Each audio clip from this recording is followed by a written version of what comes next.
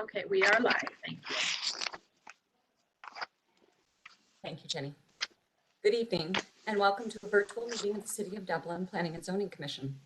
The Ohio Legislature passed several emergency laws to address the pandemic, including the ability for public entities to conduct virtual meetings.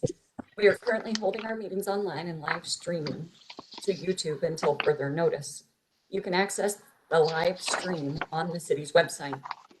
We welcome your comments on cases.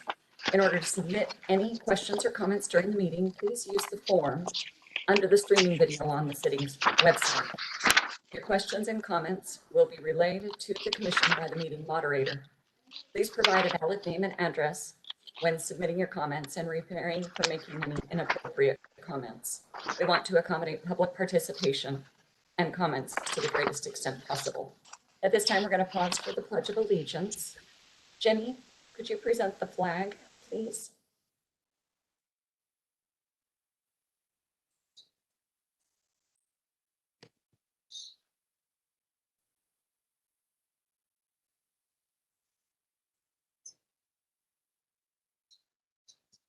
So sorry, I don't have that ready. I'm so sorry. I was not anticipating that with Nikki not being here. I apologize. No worries. I didn't even announce the whole part about turning your video off. Everybody's just on top of their game today. Is there a flag in the corner of the office? Sure. That would work. Kind of out my window. Well, maybe we could just say it without it, if that would be all right. All right. So those, please turn your video off if you haven't done so already, your audio on, and join me for the Pledge of Allegiance. I pledge allegiance to the flag of the United States of America and to the republic for which it stands, one nation, under God, indivisible, with liberty and justice for all. Thank you all. At this time, Ms. Beal, could I please have you call roll? And before we do that, sorry, Ms. Beal, we would like to excuse both Mr. Grimes and Ms. Kennedy this evening. Ms. Kennedy, this is our last official meeting on the Planning and Zoning Commission, so I'm sure we'll say our parting words at a later time, but at this time, I just want to express my own appreciation for all of the hard work and the dedication and the effort and the extra hours and just the go-to attitude that Christina has always shared with the commission. I know that staff feels the same way. We are certainly better people for having served with her. Ms. Beal, over to you. Okay. Mr. Sublak, Here. Ms. Call, Here. Mr. Fishman, Here. Ms. Fox, Here. Mr. Schneer. Here. Thank you, Ms. Beal.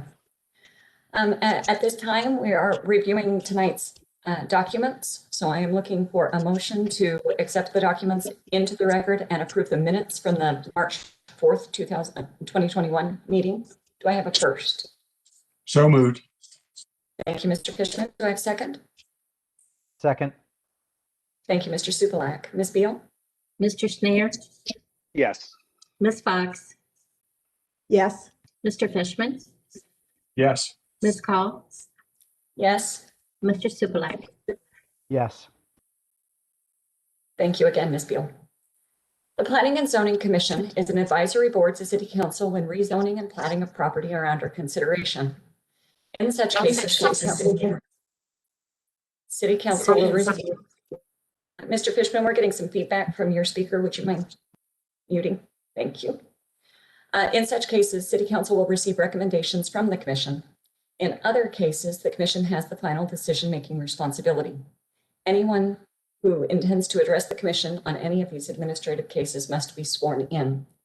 The agenda order is typically determined at the beginning of the meeting by the chair. The rules and regulations of the Planning and Zoning Commission state that no new agenda items are to be introduced after 10:30 p.m. There are no cases eligible for the consent agenda this evening. Anyone intending to address the Commission on any cases this evening, please raise your right hand and affirm in the affirmative. Additionally, if you could ensure that your video is on. Madam Do you Chair, swear? Yes. I was just going to say that none of the cases on this evening's agenda are actually quasi-judicial, so we have no need to swear anyone in. That is wonderful. Thank you very much. All right, so we're going to move directly on to our first case, which is Specialty Hospitals this evening, case 21-009 ADMC, an administrative request code amendment. This application is for a review of proposed language based on the direction provided at the February 18th, 2021 meeting for the addition of provisions to the zoning code for specialty hospitals. Hello and welcome, welcome, welcome, Tammy. It is nice to have you here again, and we certainly look forward to this discussion. Thank you so much. As Madam Chair mentioned, this was originally presented to the Planning and Zoning Commission in February. We did have some great conversations. Staff has acted accordingly, so I have a brief presentation. I'm sorry, it's a lot of words, not a lot of visual, but hopefully we can recap our conversations from February. So if you give me just a moment, I'll share my screen.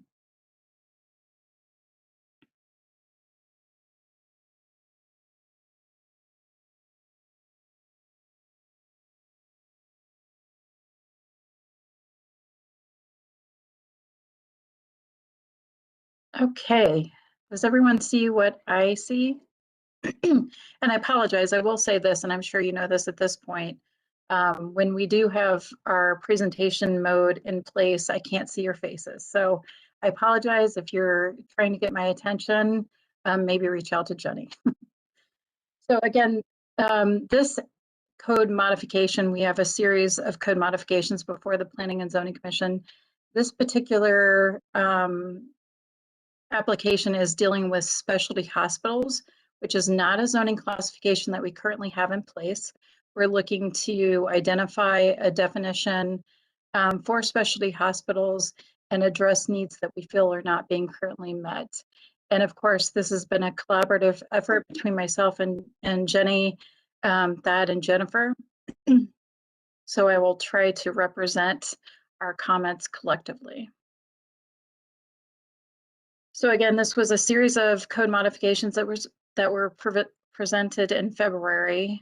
Specialty hospitals, currently we're looking to define a zoning classification that's in between medical office and hospitals, both of which currently have zoning definitions in our zoning code.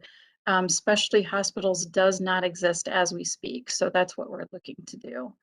Currently, hospitals, which we now are allowing specialty hospitals to go under, are currently permitted in the suburban office district, which is our general office classification, and several of the Bridge Street zoning districts. Again, we're wishing and hoping to define specialty hospitals as a separate land use based on different needs that we've identified that typically associate themselves with these type of land uses. And we had some really great input from the Planning and Zoning Commission. And so we've incorporated those in our current draft. This is just a zoning map showing where specifically suburban office, because it's the predominant zoning classification that we allow these zoning classifications in. The one thing that I would point out is we do not have an abundance of suburban office. They are usually larger parcels, but they're also typically adjacent to major arterials. So this gives you somewhat of an idea of the locations within the city that we would be contemplating this land use, and generally speaking, where we would be placing the restrictions. So just a general recap of what the Planning and Zoning Commission provided in February. We did identify different types of cases that either the Planning and Zoning Commission has heard or planning has identified internally with cases that didn't actually proceed to the Planning and Zoning Commission. And Chair Rebecca, my goodness, I'm sorry. Rebecca, you gave a very good analogy of typically they're a smaller building footprint. There's typically different parking requirements that are associated with the use. Open spaces are generally private opposed to open.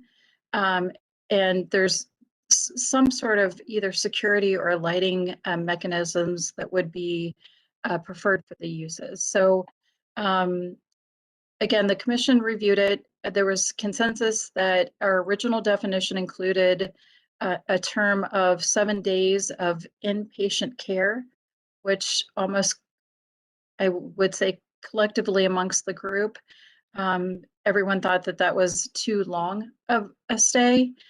We did have some significant conversations about licensing requirements, which again was part of our original definition.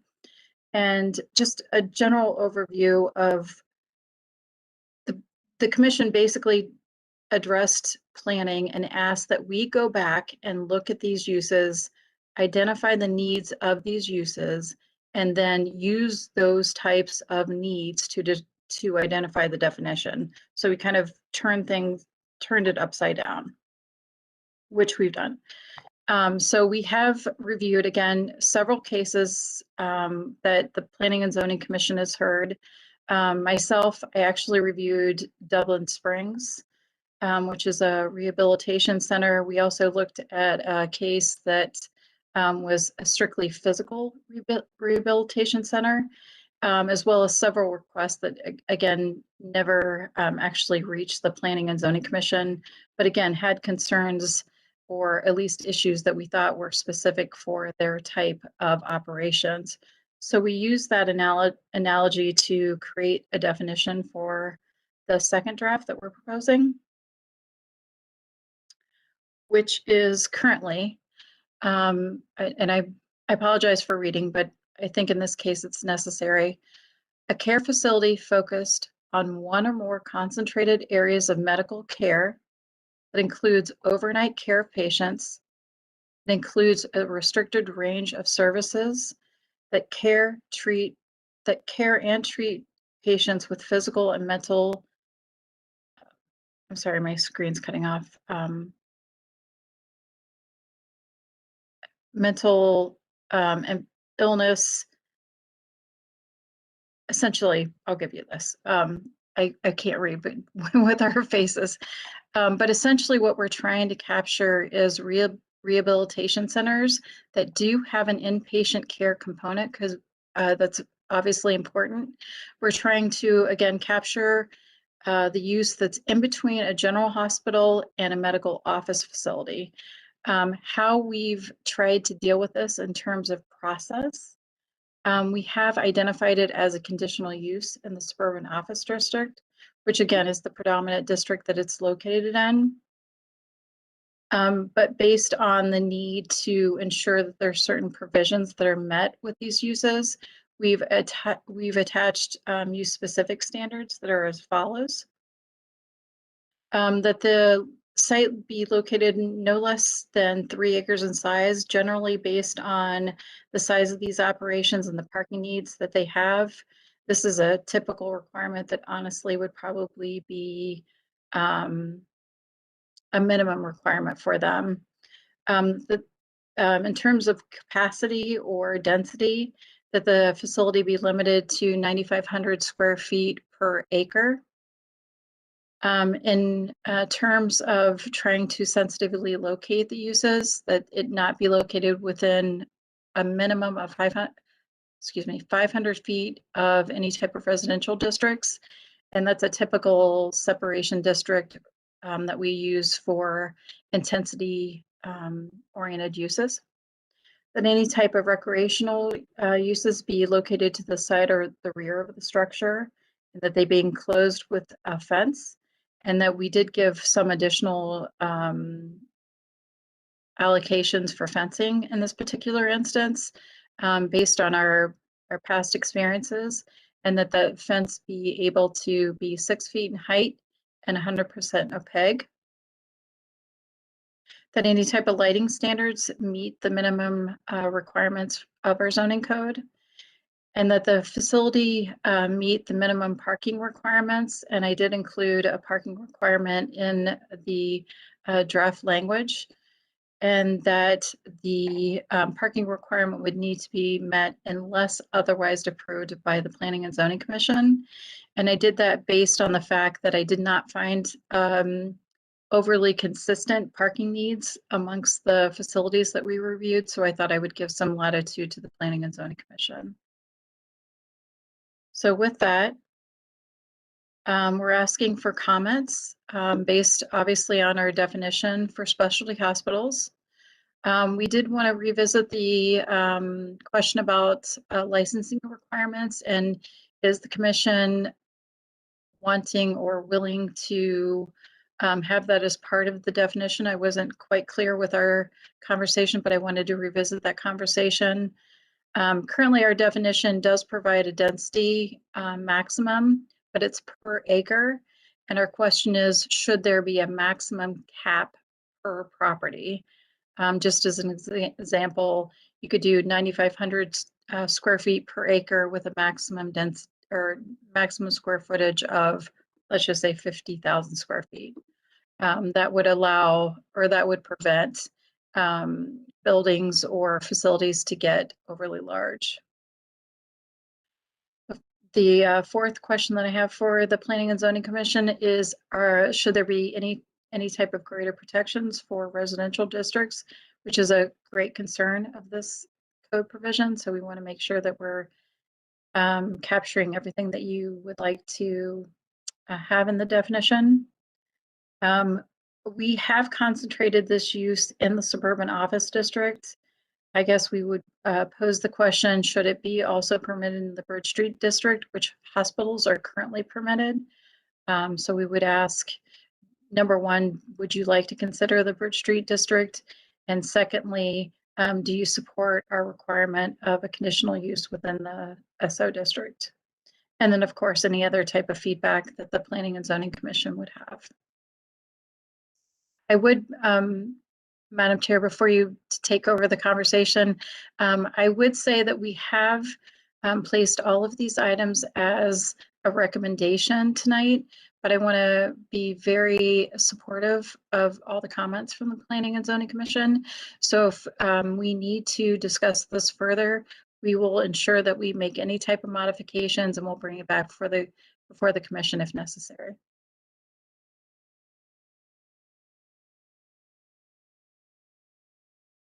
Thank you. I'm feverishly scribbling some things down, so a little slow on the uptake. Would you mind bringing back up the definitions? Since that's item number one of our discussion topics, and that's really where I'd like to kick it off. First of all, and I want to express the entire commission, I believe I can speak for you, the appreciation for the due diligence and the homework and the study and the going back and research. It is apparent that not only have you done all of that legwork, but additionally, you took our comments last time and really dug in and went even a step further. So first of all, just our extreme appreciation in that amount of effort that went into this. I know that we're all looking for great outcomes, and I think that we have our best feet forward starting out. So thank you.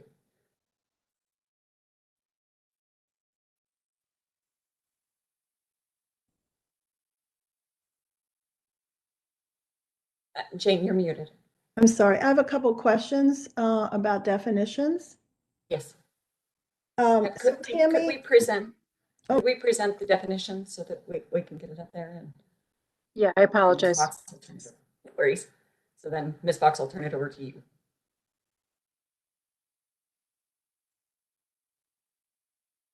There we go. All right, Ms. Fox. Okay, so my question is, not a concern, it's just a question. My question is defining a specialty hospital and then defining a hospital or an ambulatory care facility that would be open 24 hours. I know it's not residential, so I'm thinking a regular hospital, that definition, that would have 24-hour residential treatment. OSU ambulatory, which will eventually have residential treatment, and a specialty hospital that will have residential treatment. I'd like to see how those definitions vary, I guess. would be one of the things that I would be curious about, because I'm worried that OSU, not worried, but I'm wondering, would OSU ambulatory fall under this specialty hospital definition? Or would it fall under a different one? I mean, the one significant difference between the definitions is the size, and that's why I was trying to focus on the size. I apologize, I should have the number, but I would imagine a general hospital is going to go beyond several, well, hundreds of thousands of square feet. So, and that's what prompted one of those discussion points is, should we have a maximum square footage? But at this point, if you have, let's just say 9,500 square feet per acre, let's just say a typical track is going to be 5 acres. You know, you're getting in the ballpark of 60,000 square feet. So that's helpful. The other thing that I would probably say, and it may go towards the licensing discussion, that might bring that back to light of what their area of expertise is, and that there's an overnight stay. Last but not least, the original definition had something in the lines of how you're admitted to the facility. In my mind, and again, not an expert in any way, shape, or form, but a general hospital, it's open to the general public. But a specialty hospital, usually there's an admittance process where you're either referred by a doctor or, you know, so forth and so on. You have to go through some sort of process to get into the facility. That might be something that we want to revisit, but I was hoping that the square footage requirement would start to differentiate the uses. Yes, my question too would want to address, we have numerous rehabilitation hospitals that, like the one that just recently went up near the Kroger's on Sawmill. We have Heartland. These all would, to me, would fall under this specialty hospital, and they wouldn't comply with they wouldn't comply with the 3 acres, and they wouldn't comply probably with the residential, maybe, I'm not sure. Yeah, I want to be sure we don't find ourselves in hot water when it comes to these rehab hospitals, which are common. Or even the possibility of a 24-hour urgent care that would have an overnight observation as they develop too, which might be appropriate in the Bridge Street district, but I don't know if we're getting specific enough and whether it should have elective procedures or treatments in there, because that is a rehab hospital. And I'm not so sure that it would fall under specialty hospitals, I guess. I'm just wondering if we don't need to break it out a little bit even more as to intensity, hours of operation, number of patients, that kind of thing, because yeah, that's where I'm leaning. So I'd like to hear what everybody else says. Yeah, if we could just go through the definition, and I'd kind of like to go point by point. So in that definition that's presented on the screen right now, the very first thing, and I appreciate that it's the very first thing, is restricted range of services. So right there, urgent care is out the door because we're restricting that range of services. This can't be broad hospital treatment. So, and I'm really looking to the commission, and we're going to kind of have this as a dialogue back and forth. So I am very much in favor of that portion of the definition. Is there anyone who does not feel that that is appropriate for a definition of specialty hospital? So what I like to do is go point by point on whether we all agree on the points delineated already, and then if anything needs to be added to it through this discussion. All right, so the next, that diagnose and care and treat patients. And now we both have physical and mental illnesses and disorders. So anyone thinking, my brain immediately goes to zoning where appropriate, because we do have a little bit different perspective on the mental illness with where it can be in relation to schools, in relation to, you know, those types of things. So we just have to keep that in the back of our minds. Okay. Now, Jane, I'd like to go next one to elective procedures or treatments. So in my mind, when I'm thinking of elective procedures and treatments, again, it has to be restricted range. So we're not talking across the gamut elective procedures, but we could have a specialty hospital like a TOSH, orthopedic surgeon, that's that specialty. We could have something that is elective cosmetic surgery, could be specialty hospital. Again, we're lumping both procedures and treatments. So we could talk mental disorders, Alzheimer's care, you know, those types of things all classify into elective procedures and treatments. So any discussion on that particular part of the definition? I had a, do you think the intent is to have these read in, you know, as conjunct, so that diagnose, care, and treat would suggest then, would the intent be that unless they do all three of those, perform all three of those functions, they wouldn't be considered under this definition? So a rehab hospital, and I'll defer to people with medical background, which I have none. My guess is they don't really diagnose, so that would suggest a rehab wouldn't. I don't know, Tammy or anyone, you know, what is our legislative intent? In should that be in conjunct or distinct? Should it be or should it be and?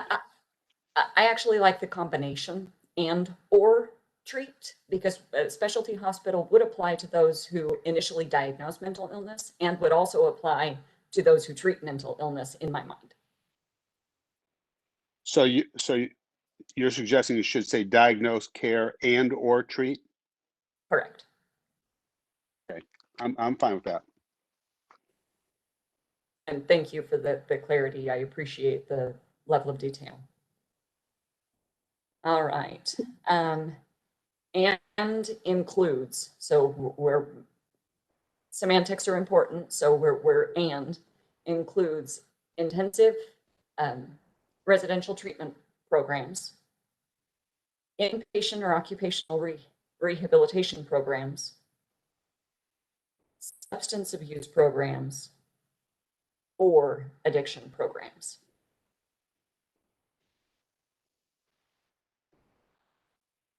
So far, and Jane, I'm going to go back to you on a couple of these items. So far, I don't see anything that I'd want to strike from the definition, but I do see the value in ensuring, and Jane, I'll use the term that you use often, beta test. So if we prove this out with some recent applications that we've had. So if we look at this from, in fact, it doesn't even have to be recent applications that we've had, just ideas that we know of. So if we look at this from an Alzheimer's, let's just do that one first. Do we believe that specialty hospitals includes Alzheimer care or dementia care treatment facilities? In my mind, that's a yes, but I'm looking to the rest of the commission. And then if you read through the definition, does the definition meet the Alzheimer's care and do the restrictions, the provisions, and the context of what we're getting at with parking and maximum size and does that all fit together for that Alzheimer's care type facility? Some of the items that we've called out before is there's fewer parking, there's on-prem, you know, the open space, there's overnight care, there's the restricted range of services, you know, and all of those types of things. The smaller footprint. You know, my thought on that is, when you talk specialty hospitals, each of these particular hospitals require different considerations when it comes to what may be necessary on site. So we might say that this specialty hospital would allow a 6-foot opaque fence, but you would not want that necessarily in a rehab hospital that would be there for hospitalized patients for elective surgeries. That would be something that you wouldn't want. But it might be necessary it might not be that it's the fencing as much as it would be perimeter security would be required. A perimeter security plan might be required. Whereas then there is some flexibility to say in a hospital that might handle drug or alcohol addiction, planning would look at that perimeter security plan in a different light than they would for a rehabilitative hospital patient, right? So I don't know that you want to be as specific as saying that they have to have up to a 6 foot in height and 100% opaque, because it might not be necessary. Same with an Alzheimer's. And also I think it's important in the definition of a specialty hospital versus a general hospital.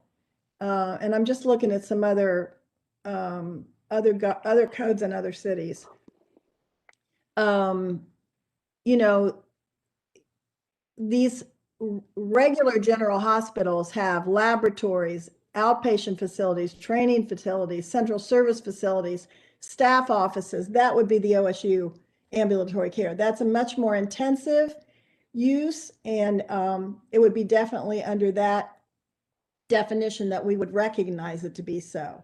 So I think we need to be sure that that our code in the way of a specialty hospital differentiates between a rehabilitation facility that handles elective surgeries, hospital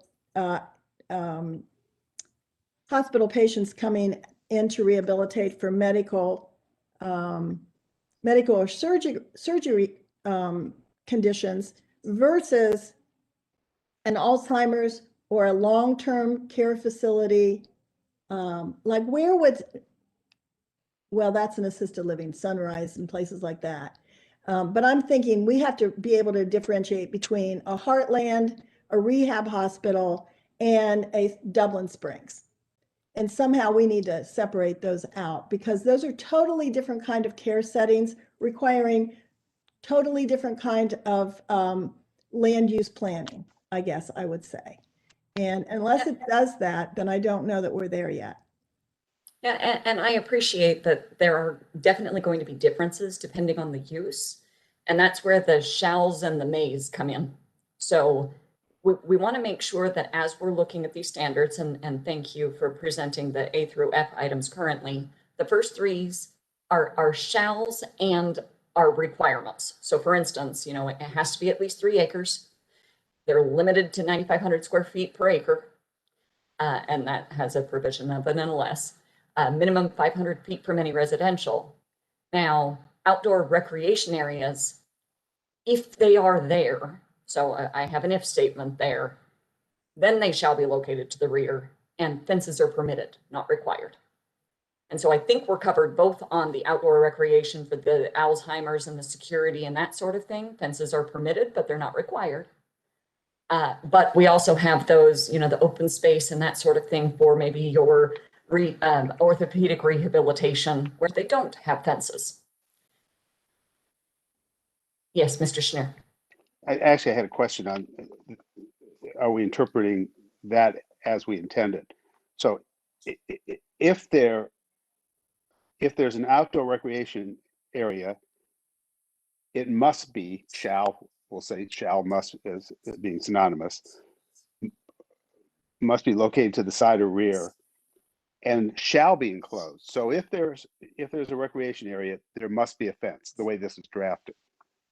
Yep. And I think that there is a difference there. And I'm highlighting Jane's comment about the, you know, it would be nice to, especially if you're in an orthopedic rehabilitation, if it's that longer term stay and you have an outdoor recreation area, but the type of treatment that particular facility offers is orthopedic in nature, and you do want it to incorporate into a trail system or something like that, I would not want the shall.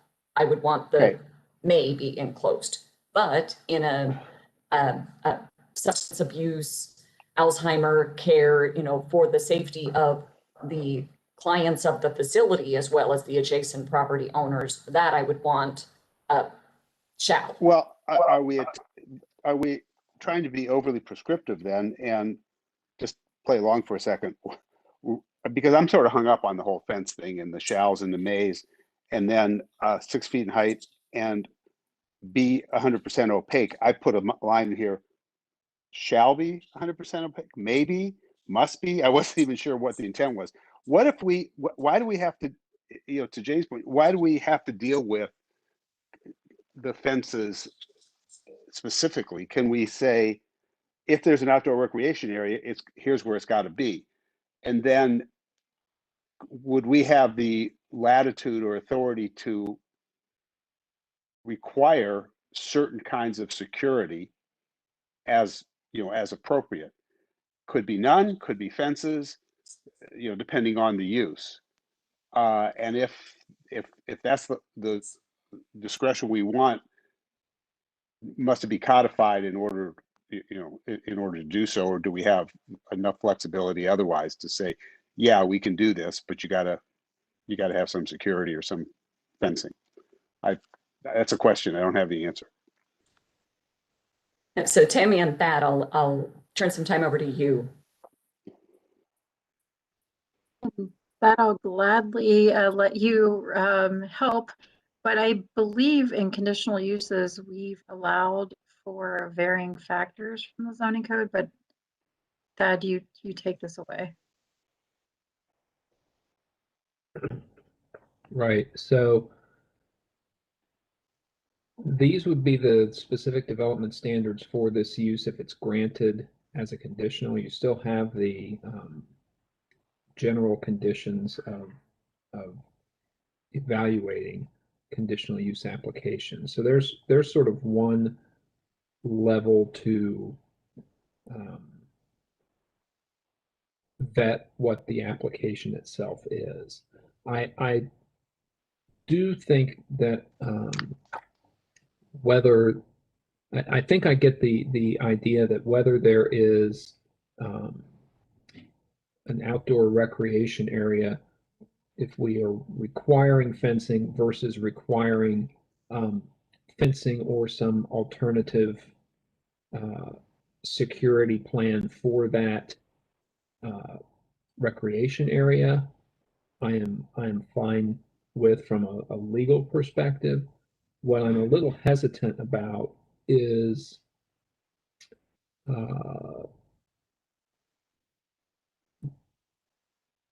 prescribing fences for some types of care, depending on who the clientele is, but not others, without us having a little bit more sort of statistical backing for that. And the example that I would give is I think that there's a general sense that memory care patients outdoors should have, there should be security in the form of a fence there, but, requiring that without a more individualized and kind of data-driven study would give me some concern. And the same with substance abuse patients or mental other mental illnesses. I wouldn't want to just sort of categorize like these things need fences and these don't. And so I think that's why we tried to build in flexibility for the applicant to propose the type of fencing that they feel they need. So Thad, can I ask clarification then on that last statement with the type of fence and that sort of thing? Does D meet what you had envisioned, or are we looking a little too prescriptive or restrictive within that D item? I think that, so what D would do is say that there has to be a fence if there's an outdoor area. and then it would be up to the applicant to determine the nature of that fence. That I am comfortable with, but if I can understand why there might be certain users who, like you said, doing a physical rehab, want to connect to a trail system. Maybe there's a gate in the fence. Maybe they ask for a variance from that fencing requirement. Maybe there is a way that we could draft this to avoid, on the one hand, the concern that seems to be percolating about being overly prescriptive versus my concern, which is treating different users differently without necessarily having a data-driven reason for it. And then one last clarification on, again, D, after the and. So fences are permitted to be up to 6 feet in height and are permitted to be 100% opaque. Is that how we are to read that? That would be the way to read that. And, you know, in the interest of full precision, we could just insert, rather than saying fences are permitted to be up to 6 feet in height and be 100% opaque, say fences are permitted to be up to 6 feet in height and you know, may be 100% opaque, or may have an opacity up, you know, up to 100%. However, is a Thank you. Thank you for that. So, Mr. Schneer, does that clarify? Does that answer? If we take that one tack, yeah, I do. I like, you know, and maybe 100% opaque. I still come back to, and I totally agree with Thad that we don't want to use this as some ability for us to prescribe, you know, to discriminate without evidence on the type of security different uses have. Personally, I'm comfortable with the applicant who, you know, who knows more about what the uses are than we do. I mean, I give them, you know, the kind of security, they should know what kind of security is appropriate for the use, and we shouldn't have to second guess that. Maybe that's a little Pollyannish of me. So I'll just throw it out that I would be comfortable with back to shall be enclosed, period. And it's just saying that it's got to be enclosed. But I see where people could say, nah, that is just not, we're just not comfortable with that. So I'll defer, but that's my observation. Thank you, Mr. Schneer. Ms. Fox, back to you. Yeah, you know, once again, I still think that the definition is still inclusive of rehabilitation hospitals such as the ones at Heartland and those. And if that's the case, I'm afraid future commissioners are going to think that they have to have fences. So Thad, let me throw this out to you. Here's a standard from somewhere else. A perimeter security plan is required and shall address at a minimum vehicular and pedestrian access to and from the site, parking areas, and lighting. And in that case, you have the flexibility to determine the needs of the particular, specialty hospital. If you have a perimeter security plan where the concern is that you're dealing with psychiatric patients and substance abuse, and the hospital believes that they need a tighter security, they have the ability then to present that tighter security. Or you carve out the specialty hospital, as this particular one did, and the diagnosis and treatment of patients with specific categories of medical or psychiatric illnesses or disorders, which include substance abuse, mental disorders, psychiatric disorders, then would require a planning and zoning commission to look at a stronger perimeter security plan. But if it's a rehab hospital and people are coming and going, you don't need a fence. You wouldn't want one. Otherwise, we have fences, 6-foot fences all over the place because we're going to have a lot of rehab hospitals. So either carve it out so that it doesn't include rehab, or make it so that it's a perimeter security plan that you're looking for, not necessarily a fence.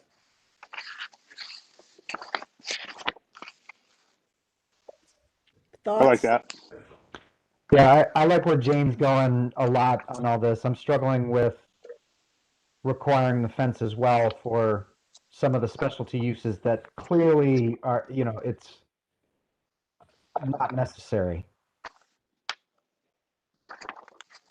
If I can just jump in for just a second, I I like where you're going with this. We didn't want to require anything. We wanted to give latitude for facilities that might have a security need, and that includes memory care facilities that, obviously they need to have a greater idea of where the patients are, but it wasn't meant to be a shall, it was a may. So what if, Perhaps and what, sorry. And in general, Dublin's codes are I would say reluctant over fencing generally, with the exception of the preservation of the stone walls in the historic district. Maybe what we do, rather than having a perimeter security plan that someone would have to create from scratch and that staff would have to evaluate from scratch, and then it's okay, how do we know what is a good plan or what is not a good plan? And with respect to my concern about treating different types of facilities differently without having the data driven, at least as we create this code, maybe we say, if you're going to have an outdoor recreation area, it shall be located to the side or rear of the principal structure and shall be enclosed with a fence, unless the applicant demonstrates that that a fence is unnecessary based upon demonstrated prior experience in operating this type of facility, recommendations of a third-party accrediting body, something XYZ, where they can have objective ways that they can bring before the commission and say, for our type of facility, we don't believe a fence is appropriate or needed, and here is why. And then we really have a record to rest upon in making that decision.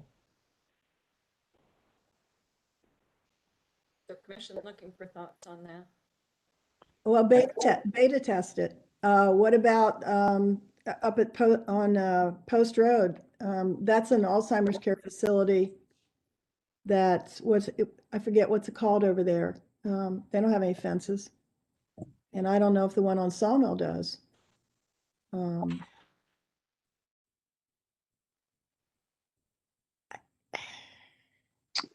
These specialty hospitals, yeah, this is, yeah. I'm just worried you're going to get yourself in a mess. I understand the concern for security, and obviously that is something that we need to pay attention to. With this particular one, with this particular item here, D on the screen, to meet the first case of we don't necessarily want the shalls, we want to permit a fence where there is a need, that sort of thing. If we tackled the security items separately, could we then modify D to strike the "and shall be enclosed with a fence," so that it reads, outdoor recreation areas shall be located at the side or rear of the principal structure, period. Fences are permitted to be up to 6 feet in height, period.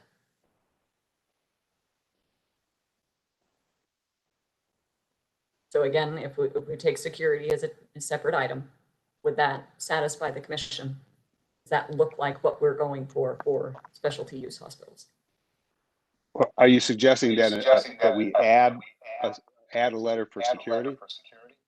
I am suggesting that we tackle that separately. So whether we add an item for, an item G for security, or whether the security get peeled off, or the conditional use permit require that the person satisfy in the submission, security has to be addressed. And if security is for a specialty hospital that does orthopedic surgery, we don't need a security plan, that we consider that good. And if someone comes forward and says we're a memory care facility, however, our outdoors are locked and there is no need for recreation, so therefore we have no security plan out of doors, that we essentially have a checklist item that is provide a security plan if needed, or something along those lines. Well, can we get to it by just saying, I know we're throwing lots of different alternatives here, but it shall be enclosed unless the applicant demonstrates, back to Thad's language, unless the applicant demonstrates that that enclosure is not required or not necessary or something.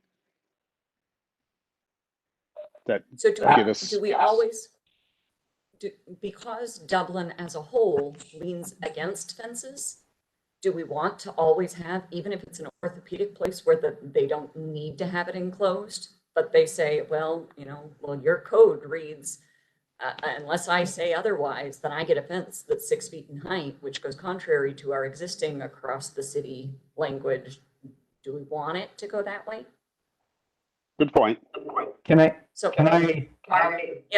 I'm going to say this. I really like where Rebecca is going with this. Let's agree, we have security concerns about some of these facilities. We are not experts at these facilities, and to everything that Jane just touched on relative to, I guess I don't even know, the post road facilities. The people who build these, it is a problem. How about this? It's a problem if somebody gets away. Right? It is a big problem. So their entire model is contingent upon them doing it really well. And we just want a mechanism, it feels like, that they demonstrate to this board, whether it's us, us 7 or a different 7, that they have security covered for whatever it is their thing is. So I think to call it out specifically as an item, that it's part of the process, and they, somehow they have to demonstrate their security plans, as opposed to being, I'm going to say, Lance, I see where you're going, but if we're just saying shall be enclosed, it's kind of coy, it's kind of buried, it's kind of discreet, and I like being explicit with it and making it its own category, and making sure it's part of the conversation, so that somebody says, oh yeah. We do Alzheimer's facilities all the time. Security is our bailiwick. Here's what we do, right? And that starts to give us credence and pause, or or the other way. You know what I mean? These are people rehabbing knees. They need space to walk. That type of thing, right? I like it as its own explicit item. I actually like pulling a lot of the fence language out altogether on this one. I agree. So, I want Lance, to make Jane. quick comment here, and I think I've muddied the waters, and I shouldn't have. Alzheimer's facilities are not rehabilitative facilities. Those are long-term care facilities. That's different. And they really don't apply here. And I'm sorry I brought that up. I wasn't thinking about that. This really should be, to me, this really should be specific to the treatment of people with medical and psychiatric illnesses or substance abuse. That's really where this is needing to go. And I think, and I'm sorry about that, because I should not have brought that up. This is rehabilitative. I just want to separate it out from orthopedic and medical outpatient normal elective surgery rehabilitation. This should be specific to psychiatric, substance abuse, medical and psychiatric illnesses, I believe. So let's that- agree, that's- regardless of Alzheimer's or not, and I might mentally tuck Alzheimer's up under mental facilities as well. Regardless, there are going to be sort of a specialty within the specialties that does require security, and of course, if they botch it, right, they've got a massive problem. So again, I still go to they are going to come with these plans and thoughts, and we want them to provide us confidence that they have it covered. I really like having it as its own item and requiring them to converse with staff and city on it and demonstrate their confidence and expertise in the category. I do want to clarify that this item came up not just for those types of treatment facilities, but rather the types of hospitals, of treatment facilities that have different needs than our other hospitals, which included orthopedics, which included, these are the places that have overnight care, that have less need for parking, that have need for open space that is private and that is not private.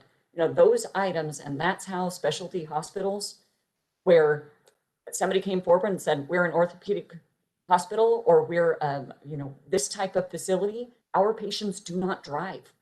So we do not believe that we should be held to the parking requirements that the normal hospitals are in, because it doesn't apply to us. And so those types of conversations are what led us to specialty hospitals. If the need arises that now we need to parse out and have two different types of treatment facilities, and the labels then change, and now we have a specialty hospital and a specialty hospital B, for lack of a better term, immediately, at the tip of my tongue, then that's something that we also need to talk about. Because again, if we're going to provide restrictions, going back to Thad's comments, if we're going to require additional fencing, additional security plans, additional everything without data-driven reasons for it, then I think we can get in a little bit of hot water there. And so we want to make sure that, first of all, that everyone's being heard, that everyone's opinions are going into the forming of what their expectation of specialty hospital and uses are, but also that we are covering the initial problem statement, which was applicants coming forward saying the code doesn't apply to me because of XYZ. So Thad, just looking for a little bit of direction as far as legality, and you made the comment earlier without data-driven reasons. And I want to make sure that we're not jumping over that. But would it be, or is it common to have a group of treatment facilities lumped together that do have the items that Ms. Fox brought up with, some mental substance or other treatment facilities that do then therefore pose some security risks as their own group of uses? Are there issues with that? Is there something that we need to do to get that data prior to having the discussion of what the requirements are in the city of Dublin for that type of use? From the codes that I have read, I have not found, and Tammy has done some code sleuthing as well. I have not seen anything that that I would be comfortable with using that puts together certain types of facilities that have a perceived security need and separates them from others that may have a similar number of beds, a similar physical footprint, similar hours of operation, comings and goings, and treats them differently. And you're exactly right in terms of what initially got us talking about having a definition for specialty hospital was the number of times people came in, usually in like PUD type of applications, wanting to put in something that was orthopedic rehab and saying that they were overparked if they followed the general code parking guidelines for hospitals. And of course, that's, now this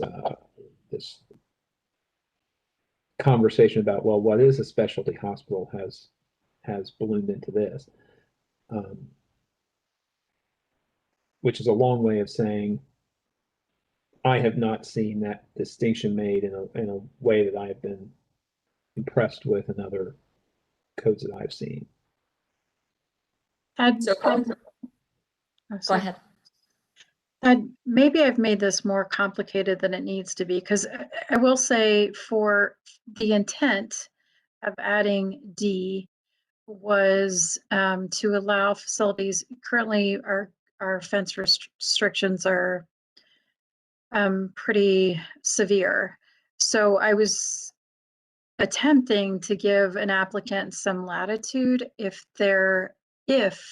is the key word, if their facility needed that type of security, going back to Mark and Rebecca's comments.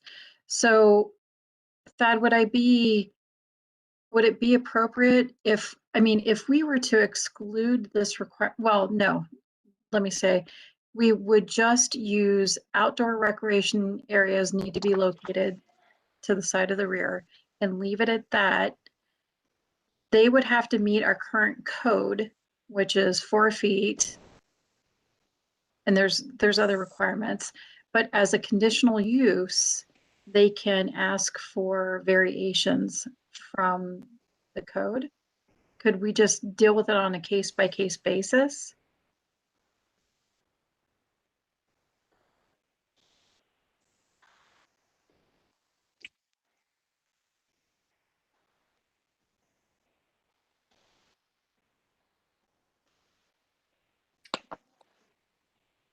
And essentially, with the person asking, coming in and asking for approval of a fence, that would be 6 feet perhaps, and asking for that to be a condition of their conditional use approval, or working with staff to create that kind of condition.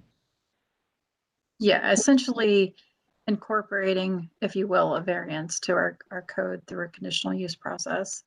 I thought that we've done that before. I am intrigued, but I don't want to commit to that. So what if we couple that with an addition that a security plan is to be presented, so that as part of the security plan, they could say, hey, your code says 4 foot. Our security plan for XYZ reason is requesting a 6 foot opaque fence. Just have that be something that they need to put into their application, really. Maybe it's not a development standard per se, but it's just something that goes with the conditional use application for this use. For special.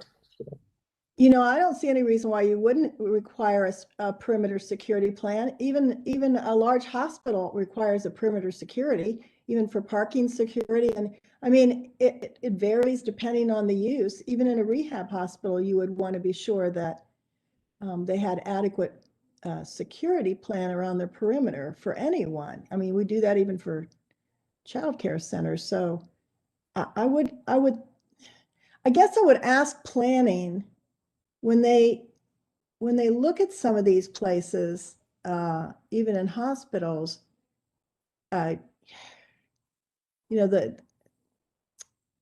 don't know. I feel as I looked at some of these codes, and I can't say that I looked at more than 3, almost all of them make exceptions to mental illness, substance abuse, and addiction rehab specialty hospitals. They carve them out because their patients require security. They do. They just simply do.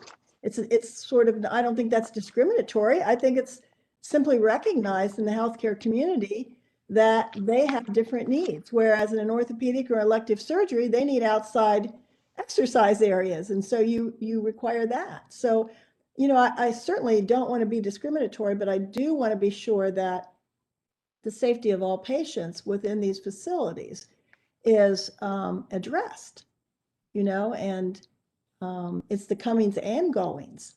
In an addiction facility, you might have someone come into the facility that would harm the patient, not necessarily the patient leaving the facility, because they would have access to something that they shouldn't have.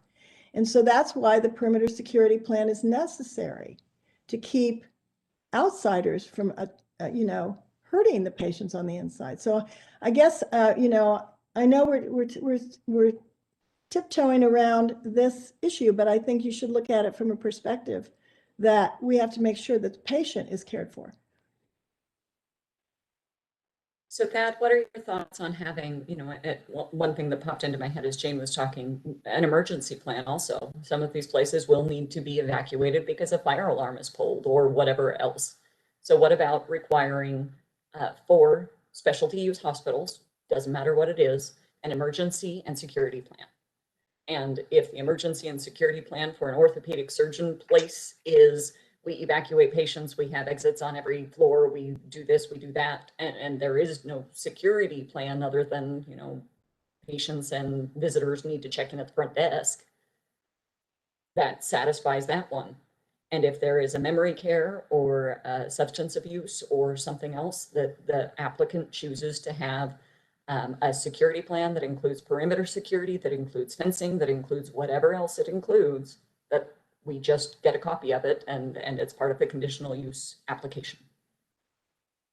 I think that's, I like the way that you've articulated that, because as this conversation has kind of ripened here over the last 45 minutes, what I'm hearing is the commission is really interested in having the information and having the ability for the applicant to put forward what is appropriate for their use, but having a particular prescription as a development standard is a different story.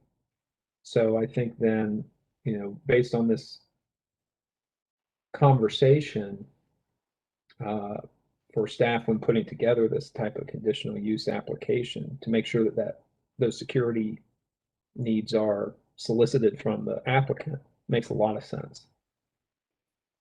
Perfect, thank you. And looking to the rest of the commission, does that sound like something that would be supported? Yes, very much so. Yep. I think so too. As long as the city has the ability to require something if they feel as if the plan is not adequate. Because it's a conditional use, then we're signing off on the application. Right, and so then you get back to your 10 factors for conditional use review. Is it harmonious with the general objectives of the zoning code? Is it harmonious with existing or intended character? Will it be hazardous to future surrounding uses? You'll have a security plan to evaluate that question in the applicant and really develop facts for the application and ultimately for your decision. So I like where it seems that we are ending up. And I definitely would vote for a state licensing, because it is common in the country for some of these rehab facilities not to be licensed. They're privately owned. There's no licensing. And it is because of the fact that they are able to get, I guess, self-pay reimbursement, but they are not licensed. And we don't want to see that, because it is not good for any patient or anybody who needs to be rehabbed not to have some oversight by a professional licensing agency. So whether it's a state licensing agency, a professional licensing agency, we definitely want to make sure that there is some professional oversight to a specialty hospital that locates here in Dublin. Before we jump into the greater licensing discussion, I do want to touch on a couple of the other items that are up for discussion. The first one, we have the maximum density on an acre. So we have that 9,500 square feet on each acre. I'd like to turn it over to the commission. Do we want this specialty hospital to have a maximum? Yes. And if so, what does that look like? That I don't know, but I will say I will say, right, like as we sit here and stew over it, and I know we're trying to get the language right and so the legalities are right, but really there's a certain amount of, we don't want, whatever this thing is, we don't want it to be a general hospital, right? We want it to be somehow refined and specific. So I agree, your restricted range of services is good. I'll be honest, the other line that sort of tries to do that, but I think it isn't quite as successful, is the comment that's focused on one or more concentrated areas. The more there kind of makes it infinite. I'm not sure. But where I'm going is, so we want it to be not general, we want it to be somehow specific and focused, and we want it to not be big, right? If they want, I'm going to, if this facility wants these reduced or augmented standards, which are in large part amount to the parking standard is adjusted, they can't go above a certain threshold to get it, is what it feels like. Set that cap, keep them below it, and if they exceed that cap, if they eclipse it, they're into the hospital standard. Somewhere in there, the size cap matters. I'd like to Are we, restrict it. Can I, are we comfortable, deciding that out of sort of our own opinions now, or is it appropriate to perhaps let the staff sort of review other places and come back with Yeah. the suggestion? Yeah, I would feel more comfortable with that, but I'd also like to see, of the applications that have done this code doesn't apply to me, what size are those? Because that's some that we do have history that won't take a lot of research and time on staff's. I agree. I was waiting to say something about that because we certainly want to limit the size. What the size has to be is the next question, and I think we need some research on that. But right now, the way it's worded, they could build 100,000 square. They could build something as big as Riverside Hospital. They could well, build 25. they could build a hospital and argue, well, we have one focus. We're an oncology hospital. That's right. That's right. That's So- that's a good point, Mark. And go ahead. Right. Well, so thus the things are, I want to make it so it's general, not general, and I want to cap it so it can't be a hospital walking in here and going, nope, I'm this and I want these adjusted standards. Exactly. Or even So- a children's hospital. Exactly. Good point. That's a good one. Yeah. So, but when I looked at that, I got really worried. 100 square feet per acre. If you have 10 acres, you're getting into a big building. So I think maybe we should research and find out how big these specialty hospitals are, and then set a limit. Are there caps or limits on office, on any office sort of space or functions that, if there are, there might be sort of overlap here that comes across? Well, you have density limits. It's Yeah, so that's many feet per acre. Okay, but you, not really. In this thing though, the way this is worded, you could build as big a building as you wanted to build. And like, that's a good point. You say, I'm building a children's hospital, and so I want that benefit. So I think we have to definitely look at that very closely. Yeah, if we could just have you take that as a takeaway to do some research and bring back to us on what that recommendation upper threshold is, understanding kind of where we're going with that. Then the other one, if I could have you bring up the zoning map, because I think this one is important.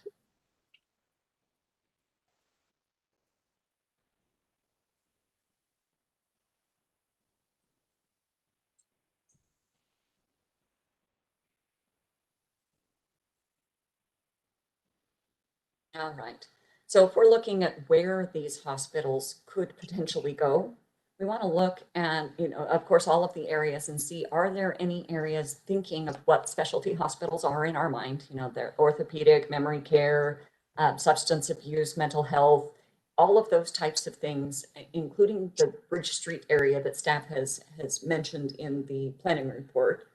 But if we could just go through and kind of orient ourselves, we all know the city well enough to highlight which areas.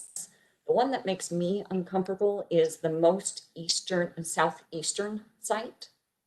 Just in its, I understand that we have to be 500 feet away from residential, but that one on the southeast end of the city is a little uncomfortable to me, just because of its adjacent properties. Can somebody help me figure out what roads those are? I can't tell from looking at that where these are. So you have the 270 loop, right? That everyone can identify. Ms. Noble, could you kind of orient so that I'm not the one doing the talking?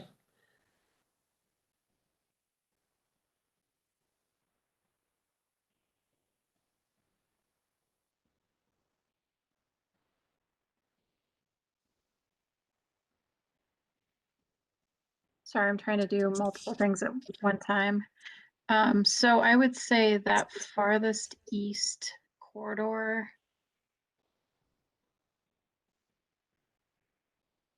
Ugh. So that would,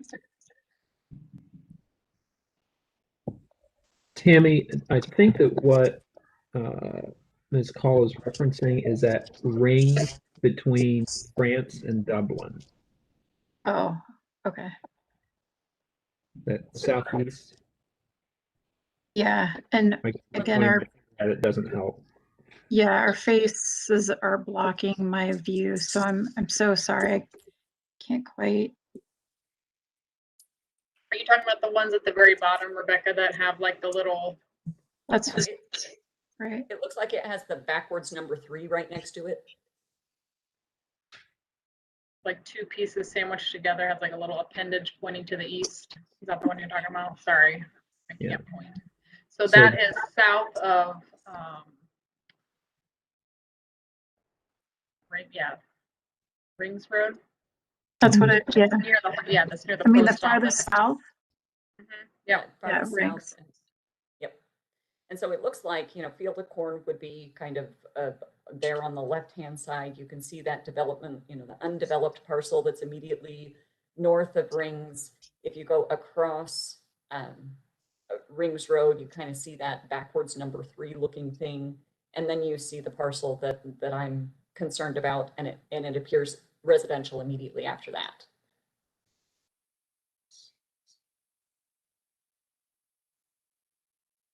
So along the France corridor, in between Metro and Bradenton and all of that, that one is not uncomfortable for me. I think that would be a perfectly suited place for a specialty hospital. The northern parcels, if you look, Shire Rings, and between Shire Rings and Post, those 3 parcels that are relatively adjacent to one another, those don't give me very much pause. The most northern one, maybe a little. But I'm looking to the rest of the commission for zoning. Are there places that are currently outlined as allowing, again, this is conditional use, so there are other criteria that need to be met. But at the same time, are there some that doesn't matter if this is an orthopedic hospital or a mental health hospital or a rehabilitation, a substance abuse rehab, whatever that is, are there areas here that maybe that wouldn't be a proper location for that type of use? I think that's why we're going to have to talk about size. I think in the next couple of years, we could have reuses of office buildings, empty office buildings, and get conditional zonings for those office buildings. So I think that's going to be very important. Nobody knows what's going to happen. So I think that most any area where there's an office building now, I think we'd have a hard time not giving a conditional use unless we have restrictions. Is what we're really asking here, Rebecca, is it a question about whether or not the 500-foot offset between this function and residential is enough? I mean, there's a certain amount of, if we make that offset large enough from residential, it will automatically deem some of these sites not usable. Agreed, and these aren't necessarily, you know, the highlighted sections aren't necessarily single parcels. So it could be right smack in the middle, but it's only a 3-acre parcel. The 500-foot setback is the reason it's used, and it's been used in other codes, is because it's at least a block long. It's a standard block length, I guess. I don't know if that's true. Planning should verify that, but that's what I read. I think the most important thing on this is being sure that we take care of intensity like this against residential neighborhoods. And so I would definitely leave it at least 500 foot. And I agree. I think we should limit the size of it. And I'm not so sure by looking at these little squares, how many of these are even 3 foot or 3 acres or more.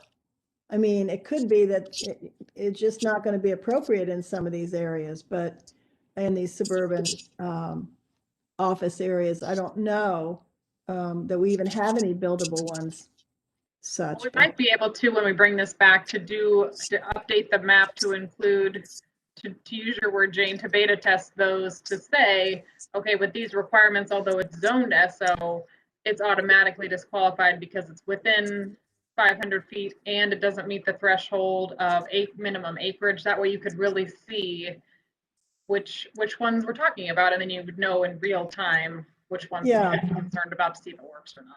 Right. Yes, but if we did that, I'd also want to see, to Mr. Fishman's point, you know, some of the redevelopment. So what's highlighted here is not everything that's in suburban office. Some of those already have existing buildings. Additionally, I believe I read in the planning report that part of the Bridge Street could be accepting of this conditional use permit, and I don't see that highlighted here. So if we could just bring that back after having done the research in existing parcels, in the, you know, minimum requirement versus maximum standard, and include the Bridge Street, I think that would satisfy us. Commission, looking to you for confirmation or negation of that last comment.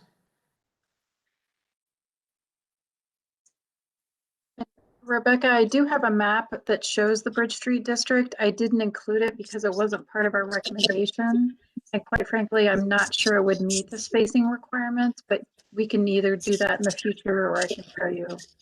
It would be hard to get, well, for some of it, it would be hard to get 500 feet away. Right. Yes, Exactly. True. All right. So if we could go back now, unless there are any objections, if we could go back now to the licensing discussion. Ms. Fox started, very aptly started the discussion on the types of treatment, the types of facilities that we're really looking for in this specialty hospital. My objection the last time we talked with the licensing was not the licensing itself, but rather licensed hospital, because I think a lot of these treatment facilities are not licensed quote unquote hospitals. I think they're licensed care facilities, licensed treatment facilities, licensed whatever, and didn't meet the definition of quote unquote a licensed hospital. And so I have no objection to requiring some type of licensure, whether that be through state, professional, whatever type of entity. I have no issue restricting this to licensed entities, but rather was uncomfortable with licensed hospital. I agree. I think it has to be a credible license. Some of these fly-by-night companies own their own licensing company. So it has to be something that would be a governmental type license, I think. And your point's well taken. It doesn't have to be a hospital license, but it has to be like therapists are licensed, barbers are even licensed, so some kind of governmental credible licensing authority. Yeah, so maybe, I don't know that we have enough information this evening based on professional services licensure, because again, we don't want one branch of, of an umbrella company saying, hey, we're the license body. These treatment facilities that are all self-pay, whatever, you're all licensed by the, fly-by-night company, which it happens to also be part of the same entity. So I don't know that we have enough information for that tonight. Staff, looking to you If we do, great, we can continue on. If not, if we could add that to the list of items to bring back the next time we discuss. I would just note, I was looking into this a little further, and technically, right now, hospitals are not quote unquote licensed in the state of Ohio. They must register, although there is presently a proposal in the budget to require a hospital licensure. And meanwhile, many sort of specialty accreditations are out there. So that's something that we can hopefully find either a government sanctioned licensure or registration, as well as accredit or in the alternative, accreditation with a nationally recognized third party independent nonprofit, sort of build in the adjectives to make sure we don't have the left-hand licensing right. Yeah, if it would be acceptable to the commission to have staff do additional research on that, accredited, licensed, registered, whatever that language is. Certified. And it's certified, yes, whatever that language is, and the reason why that recommendation is to be had, then I think that would go leaps and bounds toward our next discussion. That's fine. I'm in. All right, Ms. Noble, are there, if we could go back to the discussion points to make sure that we're on the right path, or I had another question that I think is, if you go back to the small letters A through F, some of them say, B, let's see, unless otherwise, and some don't. If it's conditional, presumably whether it explicitly says unless otherwise, we have the authority through waivers or whatever to do it. So why call out? I'm just sort of looking for symmetry here. Is it necessary to say unless otherwise under a few of these and not under them all, or they should all be treated? If the intent is to have them all treated the same, then they should all read the same.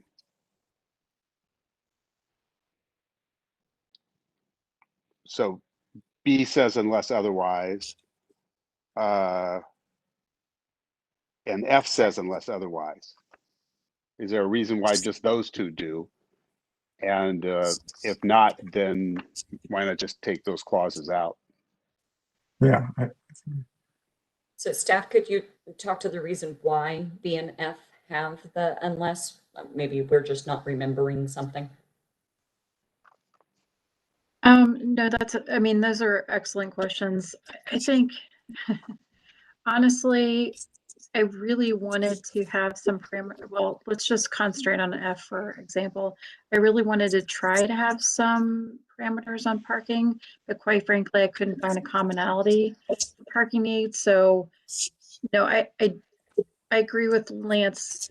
We could take that out and it would suffice to let you review that on a case-by-case basis. And again, that unless I'm misinterpreting the conditional use authority.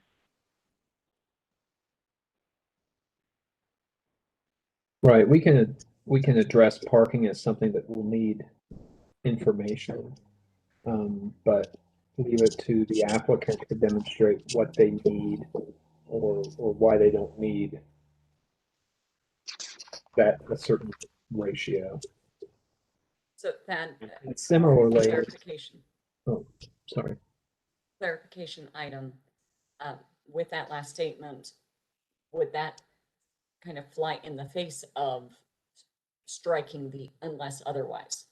So if that condition read, the facility shall meet the minimum parking requirements of the City of Dublin zoning code, does that kind of negate the ability for the applicant to say we don't need to meet the zoning code because we don't have any patients who drive, they're all dropped off? Yeah, honestly, my inclination would be to leave the unless otherwise approved so that you have this. Now, what we should do is say that the facility shall meet minimum parking requirements of the City of Dublin zoning code. We'll say, what are those? Are they, do we start with the assumption that they should meet the ratio of a normal hospital and let them demonstrate why they don't?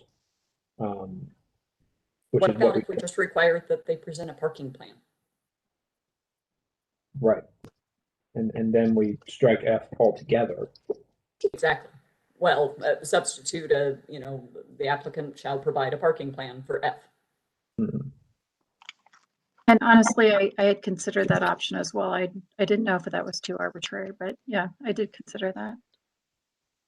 I think in the conditional use permit, because there are, barometers that we measure against, if we say, you provided a parking plan, we don't believe it has enough parking, it doesn't meet our minimum standard for the rest of the zoning code, and you have not demonstrated a reason why you should have less parking.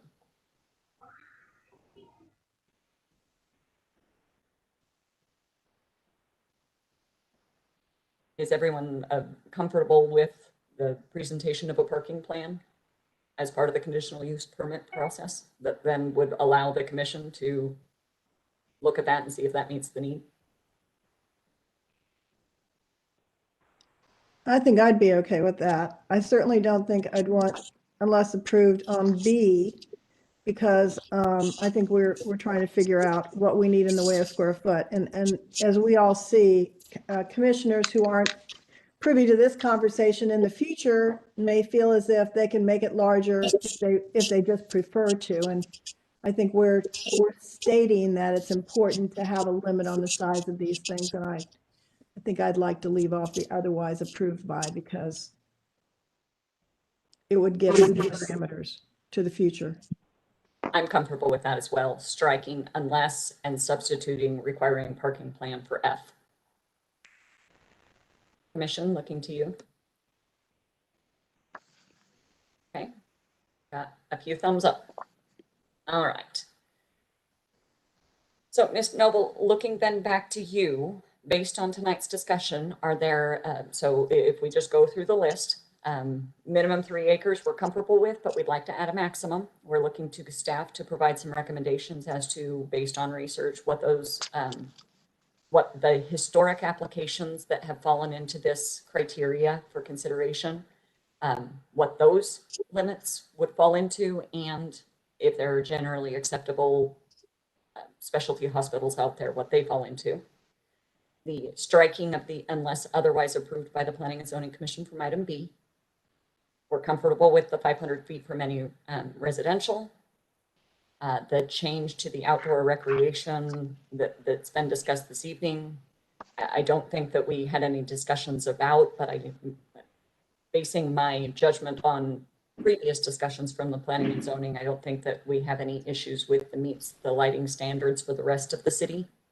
And then substituting requiring a parking plan for F and including an emergency and security plan as an additional item. Including a perimeter security plan or no?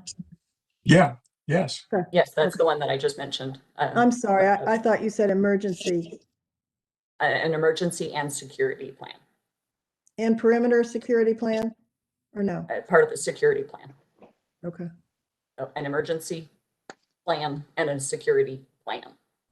Okay, thanks. All right, did I miss anything, Commission? Is there anything that you'd like to add? And then we'll turn time back over to staff and ask if you have any questions or if there is a lack of clarity on any of the items. Seeing none from the Commission, staff, then looking to you. Do you feel that you have clarity on the items? Are there any items that you would like to discuss further or have additional feedback on? Just one quick question. Did we cover licensing? We are looking to explore that. True? Yes. Yes. I apologize. So language for license accreditation, certification, professional whatever that is, looking for staff to bring back some recommendation for language that ought to be included in the next iteration. Mr. Supelak? Tammy, I have one more question, and I just don't want to assume, but we're not talking about screening adjacent parcels here. I'm guessing it's covered by other portions of the code. We don't need to stipulate it. Okay, thank you. Thank you for adding that clarity, Mark. Much appreciated. All right, so as far as specialty hospitals, this is a non-voting item, but is there any further discussion on specialty hospitals? Seriously, again, thank you all so much, by the way. This is not an easy nut to crack, and I will all be really satisfied when it is.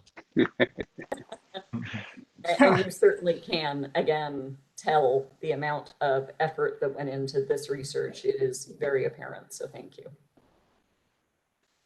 All right, just for Robert's rules and for clarification, has any public comment been received on this particular item for discussion? There's no public comment. All right, thank you. All right, moving on then, if no objections, to garage conversions. So, ladies and gentlemen, tonight's item 21-010 ADMC is an administrative request code amendment. This application is for review and recommendation to City Council to amend zoning code section 153-074 to address the conversion of garages into habitable spaces in residential zoning districts. And Tammy, it looks like you have another tough nut to crack with us this evening. So thank you again for joining us, and we will turn time over to you. Oh, this is a great conversation. So we did, again, present this as part of the code modifications in our February meeting. We did have a significant amount of discussion regarding the item. We are trying to balance this with the task that we've been given by City Council to adopt said language. So I just wanted to do a brief presentation to capture what we proposed, what the intent of the code modification was, and capture what the Planning and Zoning Commission had stated. So if you give me just a moment, I'll share my screen.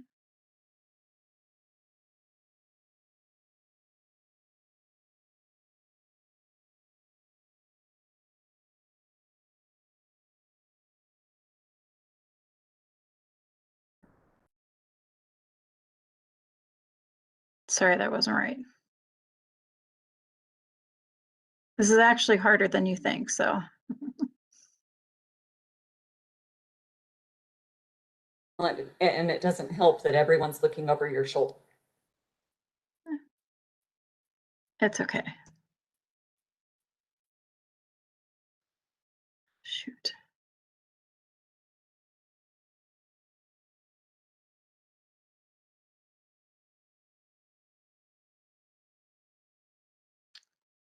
Okay, well, I am going to say that I'm not sure why this is not working, but honestly, of the code revisions, this is the least important to have words in front of your faces.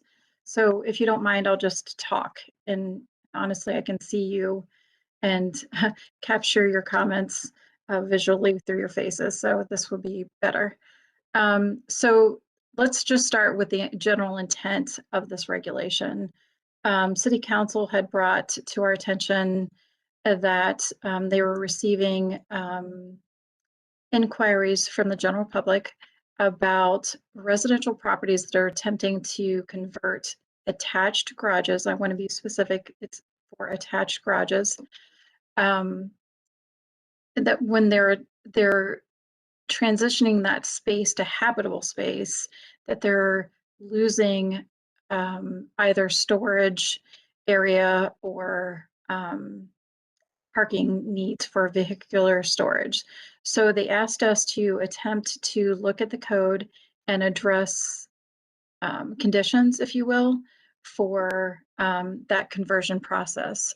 So we had proposed at the last meeting a modification that said if you in fact were going to convert space, that you did so in a fashion that you either had additional space that is comparable in size, or that you could have a future addition that would be comparable in size. So basically a like for like formula.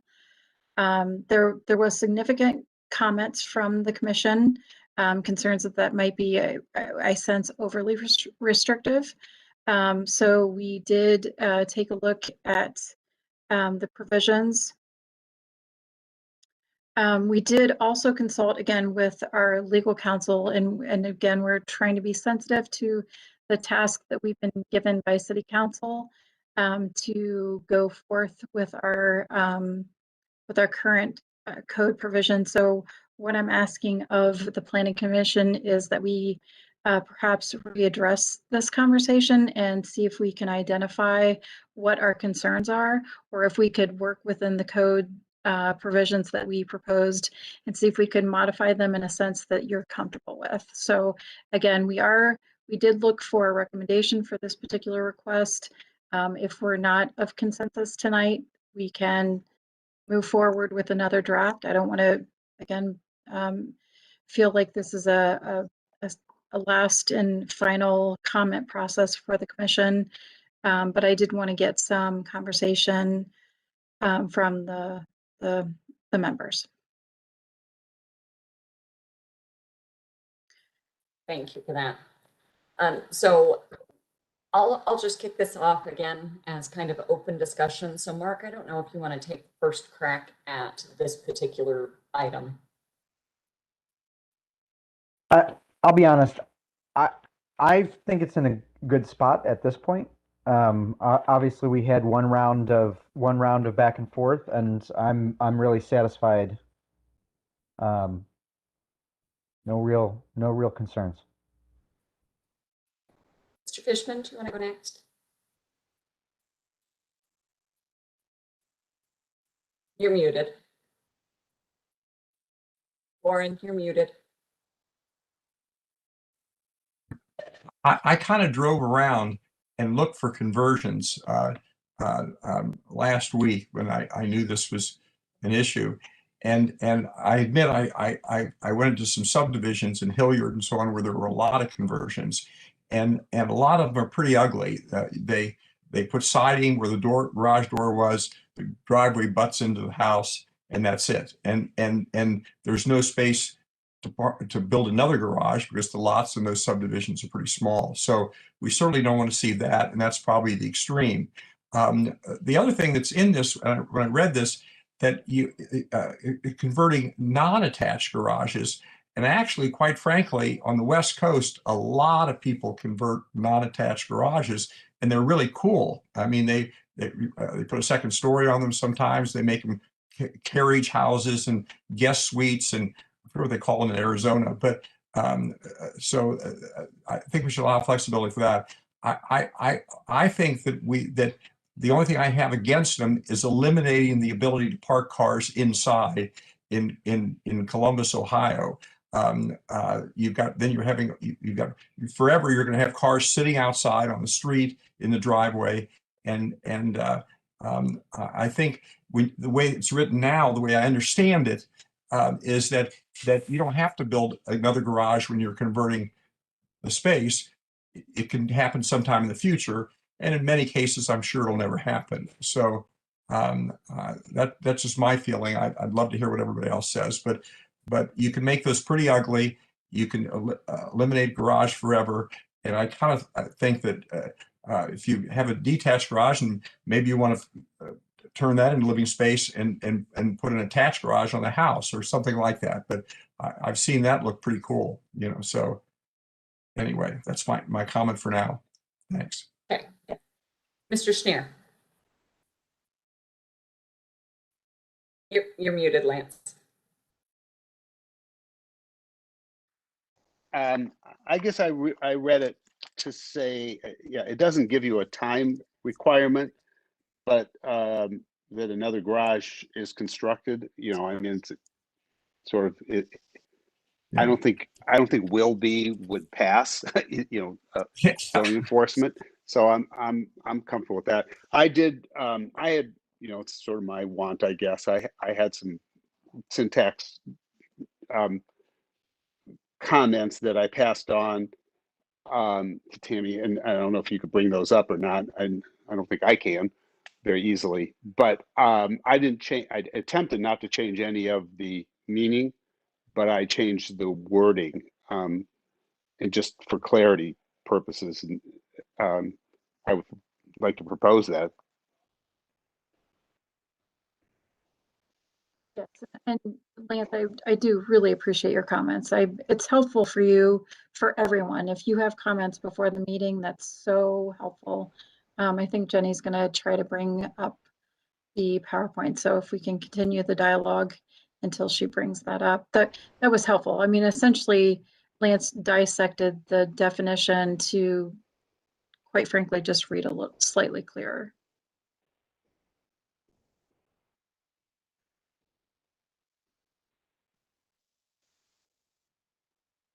Warren, I'd be curious while they're waiting on that for you to tell us. I worried about it too, like a driveway that goes up to an existing garage and then you change the garage into a habitable space.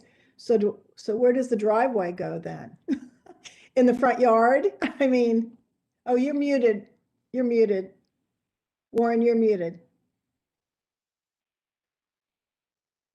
The ones if you go to a couple subdivisions I went to, they just go right up to blacktop driveway, runs right into the house, and then the house could be a brick front, and they put siding there, and that's it. Okay, and you assume, and sometimes you put a little window in it, so you assume that's a conversion, so from the outside, but there's no garage anymore, and the driveway goes right into the house. And of course, now you've got a permanently non-garage house. And when we in Dublin, when we zone these subdivisions in, we're kind of interested to make sure they have at least a lot of developments, or the text says they have a minimum of a 2-car garage or whatever, and that's so the cars get put away at night, and so and saying that you eventually have to build one. That, as somebody said, that's ridiculous. People will plan never to build one, and the reason they're converting garage space in the first place is it's more economical to do that than build onto the house. So they're certainly not going to build a garage if they don't have to. So, but you can drive around and see them, and I mean, they're especially in little brick ranches, they're all the same. Garage butts into the house, the people park right up against the house, and the garage is gone, and these. So in the language presented, I'm uncomfortable with the A, because that means I could have my 2 attached garages. So we've all seen the houses where 2 spaces are on one plane of the house and the other 1-car garage is on a different plane. What that reads, it allows me to convert my 2-car garage into habitable space because I have a 1-car garage extra, which then could mean, doesn't normally mean, that I don't have sufficient parking, 2.5 spaces of parking on my zone. Just because a garage is provided does not mean that people are actually parking in it. And so by taking off on-premise, on-parcel parking, people park on the street more, which is not what we're looking for. So I would be okay with the language presented if item A said another garage exists on the property that is commensurate size. And then B, another garage is constructed on the property. And see, I don't like the either A, because A means that garage can be any size. Because A is then ended with an or B, that it has to be commensurate in size. If you look below there, it does say, though, that either of them, so another garage exists or another garage is constructed, but and such other existing or new garage is commensurate in size. See, but I read that and such other existing or new garage. I don't read that as pertaining to A, because we've already went into the or clause. No, but well, it says and such other existing, an existing. So I would put A, B, and then an and C, the existing or new garage is commensurate in size. But Fine. I don't like the either. For clarity, Nope. I would just Sure. add the clause of commensurate in size to both A and B. Right. Sure.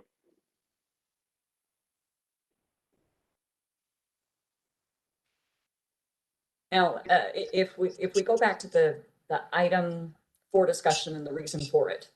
So we are concerned about aesthetics. We're concerned about something that is obviously a garage being converted into habitable space, but looking like a garage and therefore affecting look, feel, and enjoyment of neighborhood. We're also concerned with, by converting the garage, therefore decreasing the amount of on-premise parking and therefore affecting other parcels by parking on a public roadway. Are there other items that we need to consider as we're looking at the conversion of garages other than aesthetics and parking? Yes, Yeah, Mr. Fishman. I read in here somewhere, and I apologize, I can't find it again, about carports. That there can be carports, and frankly, if you drive around and look at carports, that's a bad news situation in most cases, unless the carport is adjoining a garage or something. Because if you don't have a garage, all the stuff that went in the garage is now sitting on the carport. And if you go, the garbage cans are there, the lawnmower's got a chain around it on the post, so somebody doesn't take it. And so I can't remember where it is in there, but I did read about carports. So maybe we should bring that up too. Yeah, are carports permitted? Not that we have a permission within City of Dublin for carports. We have carports in Dublin. Okay, but they're usually with a garage. There'll be a 2-car garage and a carport beside. There's one right down the street from me. We don't want to throw Tammy off task. What? We don't want to throw Tammy off task. She's got to get this garage conversion done. Okay, well that's part of it. I mean, you want if that's in the ordinance. Well, I mean, we treat them all as accessory structures, attached or detached. So I don't think that we clarify whether there's 4 walls. But yeah, I think that's probably, Warren, where you're getting the carport scenario. All right, then for the purpose of this discussion and looking at garage conversions, Jane, do you want to go through discussion items? Well, I like the suggestions you made with Lance's rewording of it. I think it's much clearer. You know, I am worried a little bit about where the driveway goes. We haven't addressed that, and materials too. But I think that's going to take some time. I would definitely like to recommend to council what we have so far, and you know, I hate to see this drag. So I think it's important that we at least get that much done. As for the driveways, I think that's probably one of the bigger things. Yeah, Jenny, do you have something to talk about with the driveways that Jane is mentioning? Yeah, I can address that. So if you have a front-loaded garage, the driveway is basically commensurate with the size of your garage door. So if you don't have a garage with a garage door anymore, you cannot have a driveway in your front, like in your front yard, essentially, because that is what that would equate to. So our code would not allow you to have that. If Okay, that answers your question. so that does answer the question. So we don't have to fool with it. And then what about the materials about, you know, I can see where someone may want to leave a garage door. It's not habitable space necessarily for living in, but it might be the space that you would use it for a hobby, and you don't want to remove the garage door because it's not necessarily all around. I don't know. How do you define habitable space? It's something where you would actually be heating, cooling, and all that sort of thing, I suppose. Yeah. So that'd be different. If you were just leaving a, yeah. If you were using your garage for something other, such storage or workout room or something like that that would be not heated, not cooled, that sort of thing, that's not considered habitable space, right? Okay. So I think this is going to stop any of the unwanted things the way we have it right now. So I'm okay with it the way it is. Yeah, I would imagine our building code has to have a definition for habitable, if not even our zoning code. That I am not a building code expert, but I play one on TV occasionally, and my understanding is that the building code has a very specific notion of what is and is not habitable, and it turns upon factors such as heating, cooling, means of egress, ventilation, and I see Mark nodding his head, so hopefully I haven't said anything incorrect yet. But not simply putting a weight bench in your garage.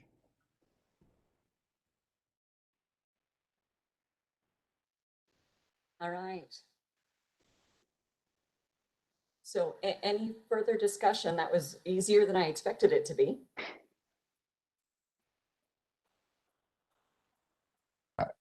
As is, if the garage does become a habitable space, it has to be replaced by another garage of the same size, correct?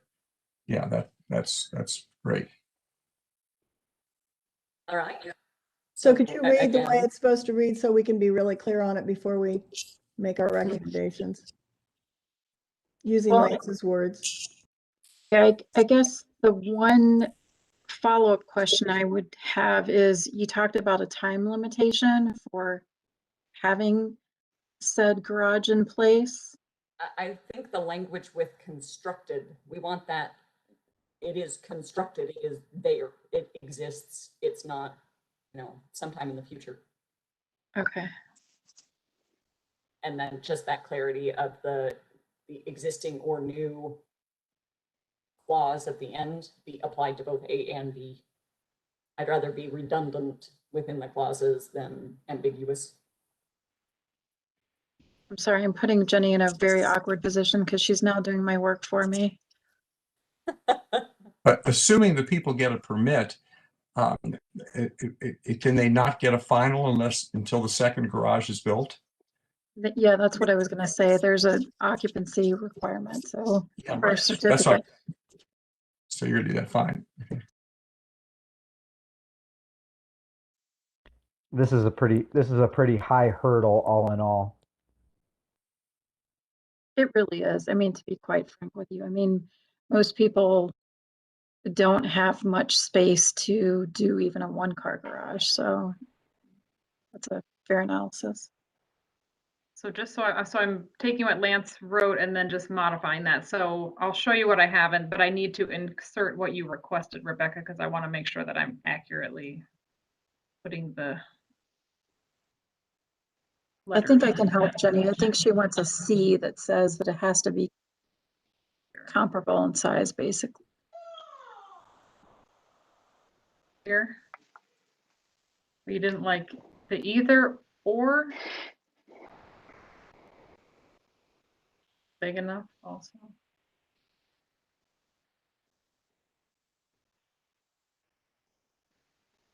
No, I think that works. Such. Yeah, that's exactly.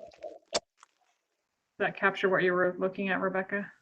It does. The only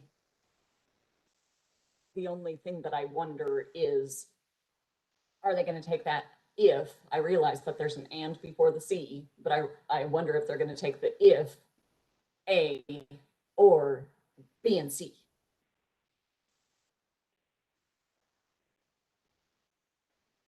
So I almost wonder if we should just have A and B and be redundant. Another garage exists on the property that is commensurate in size to the garage being converted, or another garage is constructed on the property which is commensurate in size.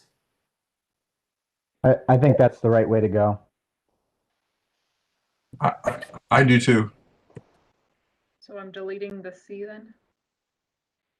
And then I would copy the is commensurate in size and paste that into the A and paste it into the B, but of course, one is existing and one is new.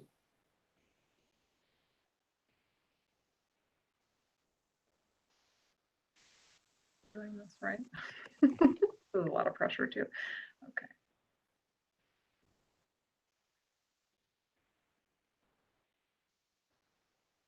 Mess this up under B. Another garage is constructed on the property that should also say commensurate in size, or that should have been left the way it was. It's commensurate in size, and now I'm. To the garage being converted. Yep. Start typing. Take this out. Yeah, go ahead. No. Yep, go ahead. Okay. And then to the garage being converted has to be added to A as well. Yeah, just after the in size. Yep.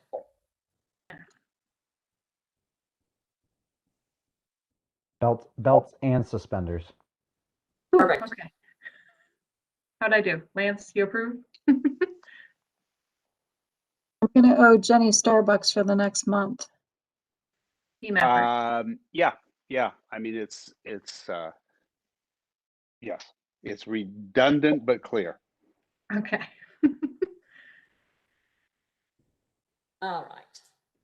That looks good to me. So Okay, Jane, great. do you think that that looks okay? You know, you mentioned wanting to get that in front of council, at least in draft form. I mean, I would recommend if you're comfortable with it, then we would just make a formal recommendation. That's what we would typically do. And then council could weigh in on that if they wanted additional changes or they wanted something else they could add to it as they see fit. Thad, do you agree?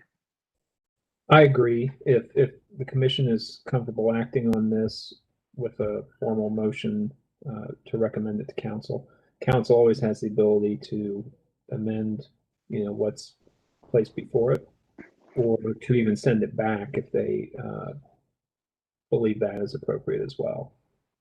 All right, so before we actually make that motion, again, any public comment that came in since we discussed the last? Seeing none. All right, I will entertain a motion to recommend approval to City Council to provide language in our City of Dublin zoning code that addresses converting residential garages into habitable space. Excuse me, Mr. Fishman, you're. are we going to talk about the other garages, 3-car garages versus 2-car garages, so on that's in here? We just required that they are commensurate in size, so. No, not this. There's something there. I read in here that if you're on townhouses, it could be a maximum of 2-car garage. Do you know what I'm talking about, Tammy? It was probably a different part of the material. It is a different part. I just want to make sure before we get off garages, we talk about that. Yeah, the item on the agenda tonight is just garage conversions, so the Okay, town doesn't okay. apply to this evening. Okay, fine. I All guess I right. read too much. Okay. Well, just keeps you learning. All right, looking for a motion?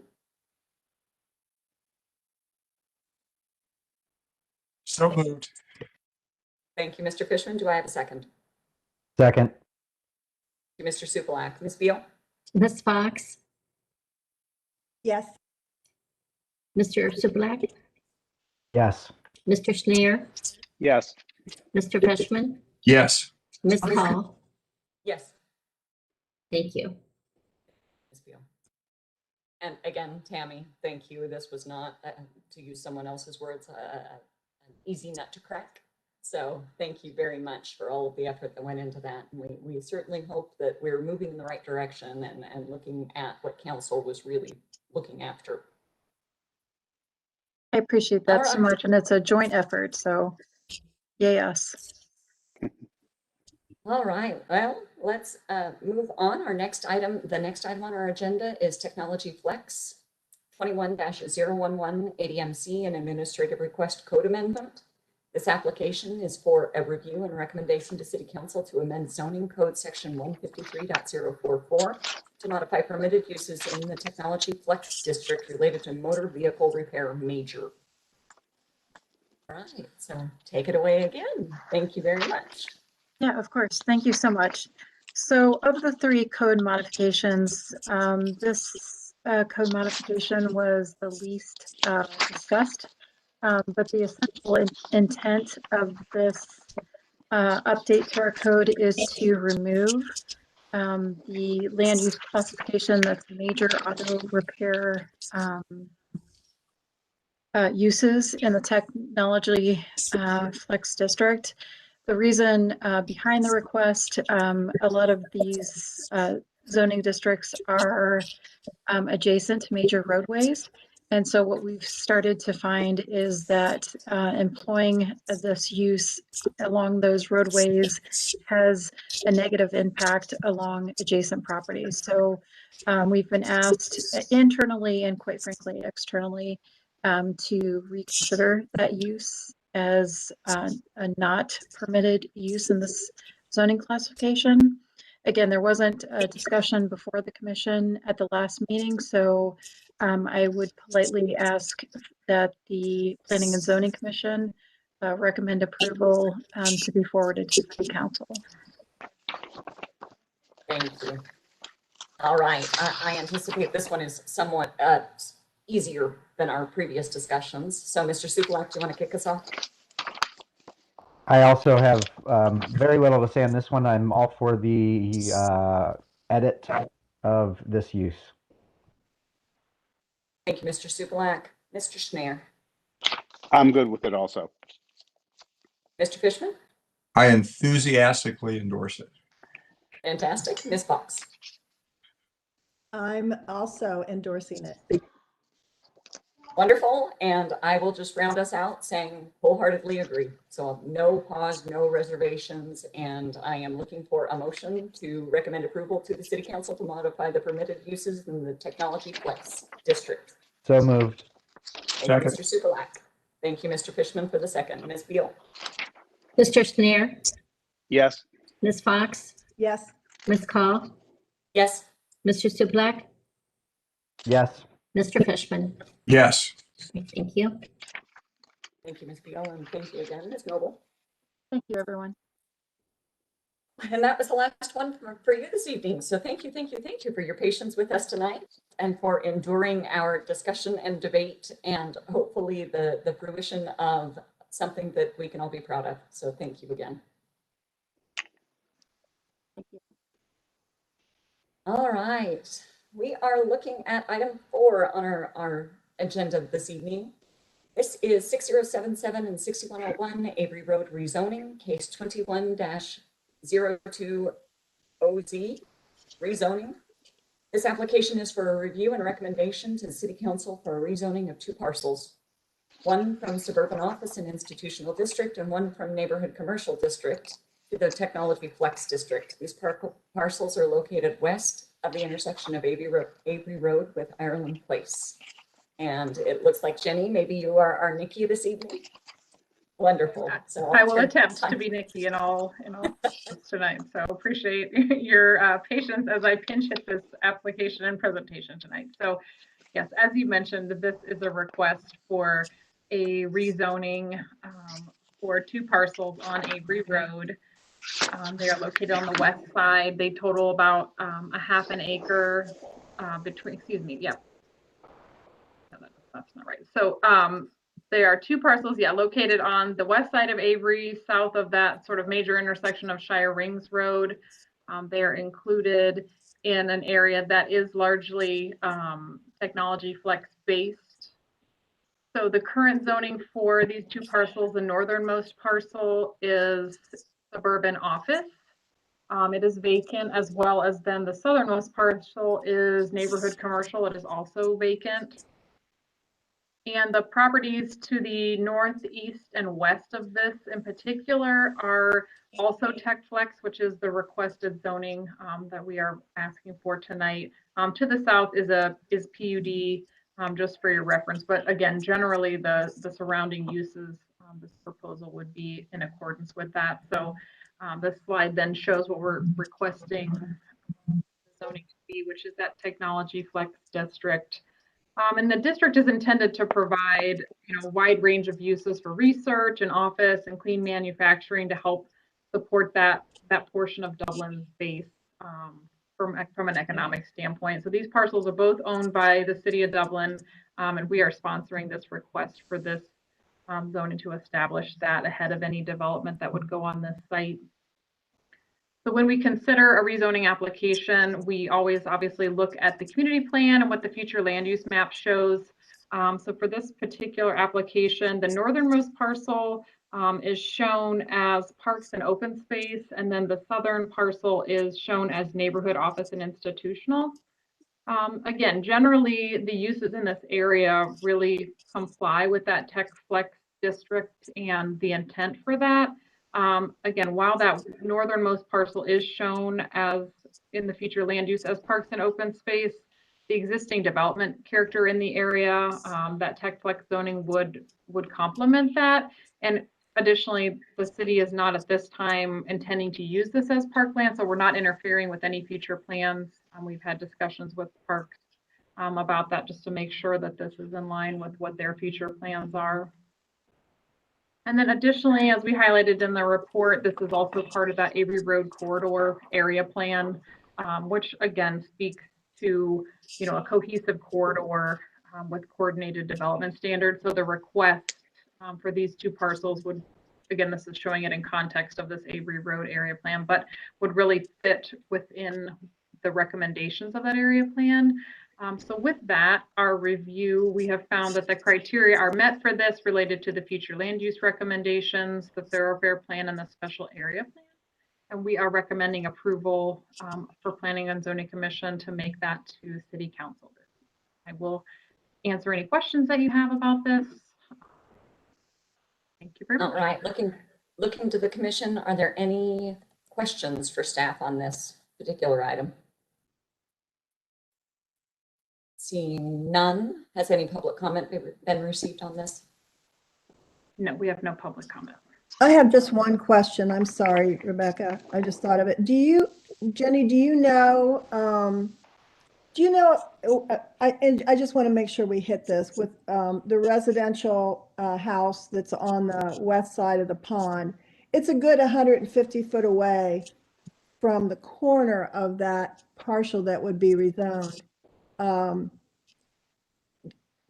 Do you know how close any building might, what the setback is from either the west side of that parcel? Yeah, I guess would be the west side of that parcel. Do you know what the setback would end up being?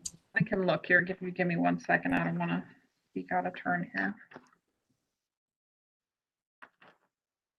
Unless Tammy, since you were just dealing with the tech flex code.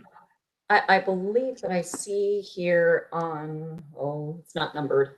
There's a chart at the top, and it says required minimum setback, and it has building height. So 15 feet, greater than 15 feet, but less than 29 feet. Yes, that sort of thing. Okay, so it would be one of those proportional things. Yes, you're right. It's based on the height of the building. Yeah, it's an increased setback based on the height. I'm sorry, my brain. Okay, so No, on a one-story 15 to building, 50. I'm sorry, what was it?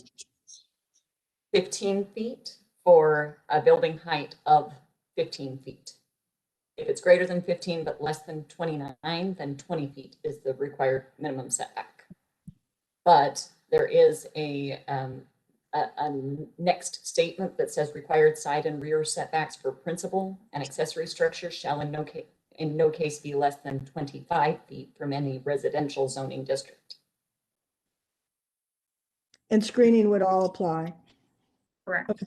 Yeah, because that was my only concern, and I think I brought that up earlier, is that we want to make sure that, because it looks like the property to the north is quite a bit more distance from, I just want to make sure they're appropriately screened and distanced, that's all. So that would be a consideration. So, but other than that, I'm fine with it. Thank you. All right. I'm also supportive. Rest of the commission, looking to you. Getting thumbs up. All right. So then in pertaining to the Avery Road rezoning, I will look to the commission for a recommendation of approval to City Council to rezone 2 parcels to Technology Flex District. So moved. Thank you, Mr. Fishman. Second. Mr. Schneer. Thank you for the second. Ms. Beal. Ms. Fox, Yes. Mr. Fishman, Yes. Ms. Call, Yes. Mr. Supalack, Yes. Mr. Schneier. Yes. Thank you, Ms. Beal. All right. The next item on our agenda is goal setting. So the first item is education and opportunities. Ms. Noble, it looks like back to you for this one. Can kick it off and Tammy can chime in too if you want. So we had your really great discussion at the last meeting. And so we included in your packet a summary of all the items that you discussed and wanted us to talk about and incorporate sort of as your education throughout this year, and really good discussion topics.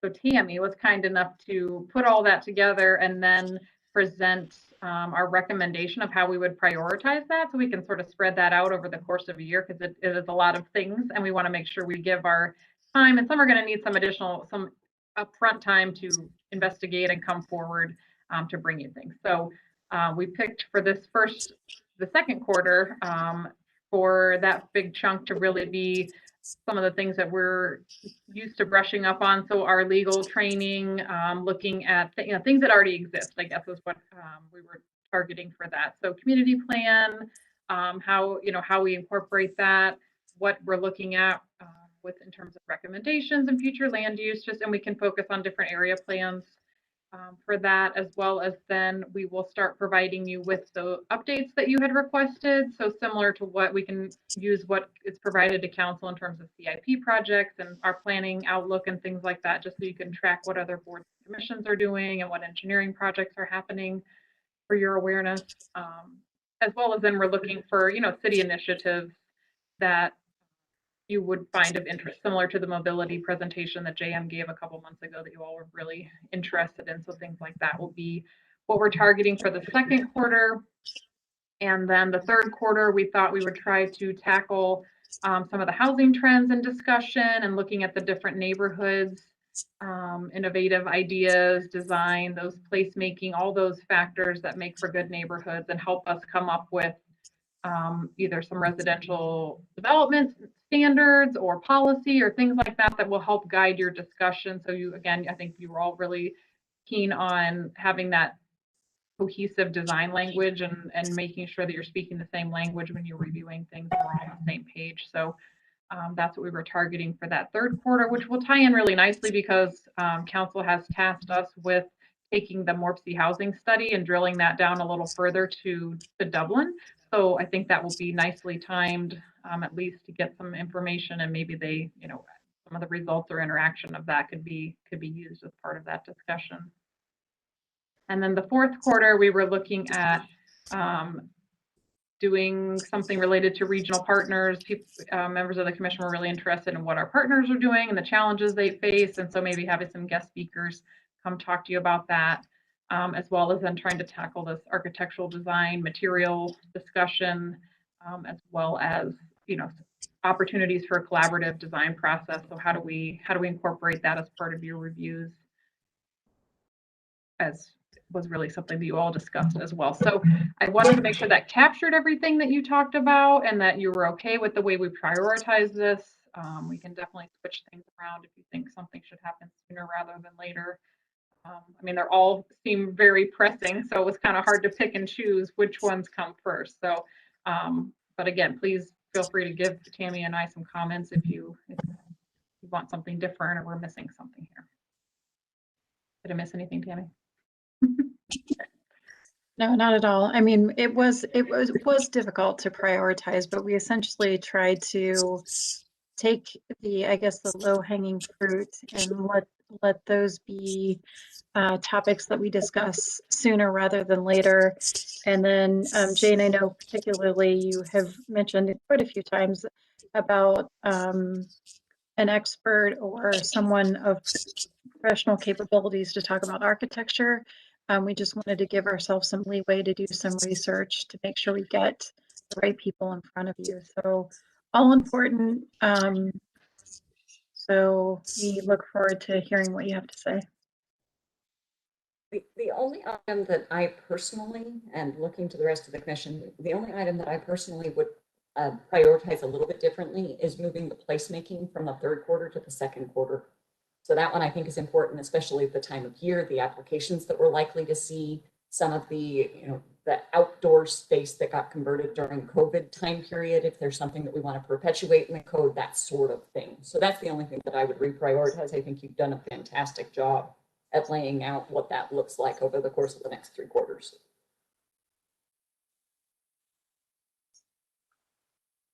So commission, any other items that feel ought to be grouped differently, or staff always does a fantastic job, but any other comments on these particular items?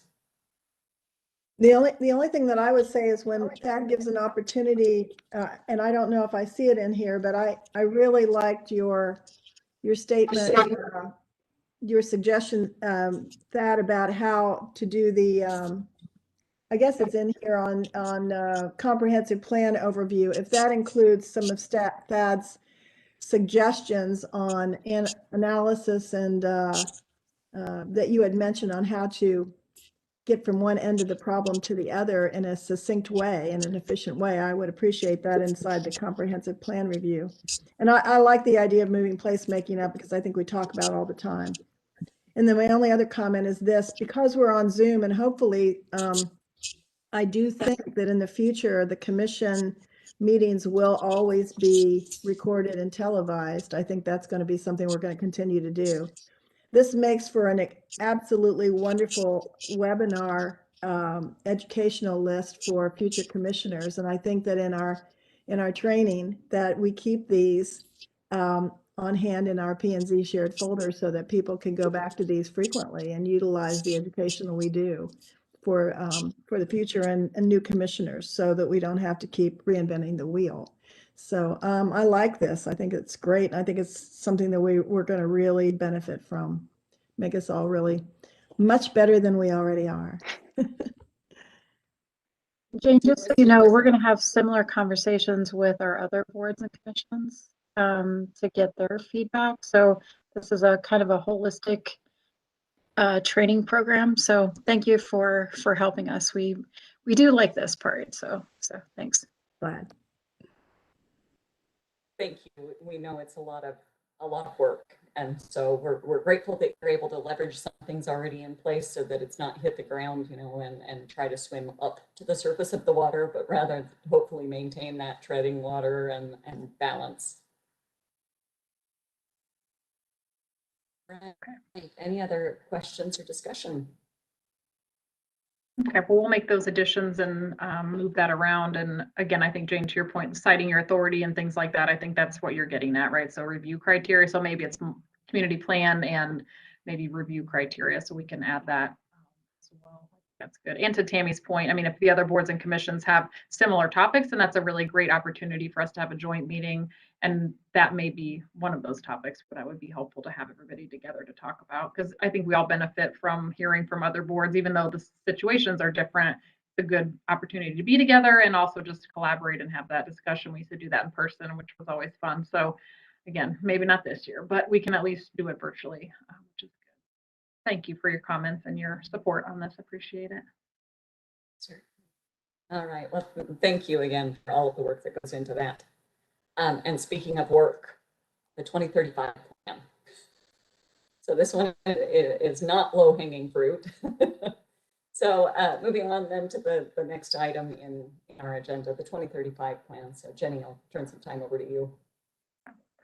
Yeah, I don't have an elaborate presentation for this at all. I just really wanted to talk through what council has done so far and what's coming, and then what how we're going to engage with the public and with boards and commission members, just to get your sense. So the 2035 framework really came out of a council goal from last year, which was really how do we look forward? What's that sort of visionary pathway, those big ideas, and what are we not thinking of, right? So how to stretch ourselves. We know how to operate a city on a daily basis and very well and have for a long time. What are those big things so we don't even know we don't know? And how do we identify those and then incorporate that in our policies as we move forward, such as the community plan, CIP planning, other, Parks and Rec plan. So what are those items that this can help inform and get council and the community really thinking in that big picture way? And how does that help us define where we want to be in 2035, which is not that far away when you think about it, but it's some good stretch goals for all of us. So we're worried about what's the idea, not necessarily the mechanics of how we're going to get there today. So we're really trying to push council members to think big, the big idea. And so they've been split into 4 different committees, which are based on their council committees. So the 4 themes are quality of life, infrastructure, economics, and land use. So each of the committees is assigned one of those 4 themes, and then they have various subject matter or elements underneath each of those that they will be looking at and bringing those big ideas forth for their assigned committees. And developing, these aspirational goals and ideas for how we want to move forward. And then we will use that once they're done. So the plan is for each of the committees to meet, generate some ideas, and we'll be pulling in either subject matter experts, staff persons, other board and commission members, so that they can participate in this process, as well as some public input. And then each of the committees will have the opportunity to request some expert that would be available for some community conversation or presentation that the public would be engaged in, just to learn more about a particular topic that's of interest to their various committees. So the goal would be over the next 6 months to the end of the year to help develop and better out these ideas. And then obviously council will ultimately adopt this framework, which then, like I said, we'll use as we move forward. So we're sort of at the beginning of this. We've had some really great work sessions with council to get them thinking and get the ball rolling, just to understand what's the general, concerns and topics top of mind. And so these next kickoff with the committees will be that next level down, where they're really drilling down into one of those 4 themed areas. So we're working on the plan for that. And once we have more details and when you'll be incorporated in this, we will share that out with you. I don't have that detail at this point because we're still working towards getting to these committees here at the beginning of April. But it's going to be a really great opportunity to hear from all of you and to hear from council and from the general public too, just to see, more and more people generate more ideas. And again, things that we're not always thinking of, right? You're thinking of the how-to, and that's not really what we're trying to get at this point. Ultimately, yes, we will get to that, but that these visionary ideas then will come with how do we know we've achieved them? So some metrics also. So again, we'll be able to demonstrate, let's say we want, I don't even know what, I can't even think of what something is, something very big, right? And we'll figure out what are the measurements and metrics that go with that to determine, okay, we've achieved this, and then we will be looking at how that gets implemented in our planning and our processes. So that's it in a nutshell. There's a couple council work sessions where we, again, talked about this, which were also live streamed, and we can definitely follow up with those links if you're interested in watching. I think that is also a benefit of these sessions being live streamed and out there, that you can go back and reference that, and it was a really, really good conversation. We have a consultant team helping us with this as well, just to make sure we're staying on track. I don't know, Tammy, do you have anything else to add? Tammy is co-piloting this with me since Deviani has left us. Speaking of treading water, so we're making it work here. No, I think that's great. I mean, it's more or less a visionary statement for the community, so we can take a pause and think what do we need to be looking at. So it's not easy. I mean, we're planners, we do this all the time. It's not easy for people to take a step out of their everyday life and think big picture, but we want to do this. And I would just add that I think because council is starting this process, And Jenny, I really appreciate the fact that you said the more voices, because, you know, each of these committees are public meetings. And so I would encourage personally, and I don't know what the format's going to be. I know the commissions are going to be formally included in the discussions with council, but I believe that it's a process. You kind of walk the path, you hear other people's suggestions and you want to add to them. I would really appreciate any commission member, either, I know you can't have more than a certain number, so you don't have a quorum, but maybe attending some of these ones that you're very interested in learning about, so that when you come back as a group, as a commission, you kind of have the background information that you can discuss. And also, if you don't want to be an actual participant in the committee meeting, which I'm sure the council would welcome, you could certainly watch and make comments on, you know, message comments to the commission, the committee members to talk about. But I think the input of this commission in particular, when it comes to envisioning what the city looks like, should happen along the way, not just at one or two instances, because I think you're going to have great input on what the land planning uses are, what the quality of life looks like. And I, you know, I'm more than welcome, and I encourage you to participate in that process all along the way. I agree. Thank you very much, Shane, for the encouragement and for, you know, all of the work that council's put into this thus far. Just taking some notes here. No, those are really great comments and great suggestions, and we will, and I think that brings up a good point, right? Making sure that it's clear when all these meetings are happening, because again, it's 4 committees that are happening on 4 different days, you know, and it's scheduled sort of tentatively through the rest of the year. So making sure that that's really clear when those are happening and how people can be engaged.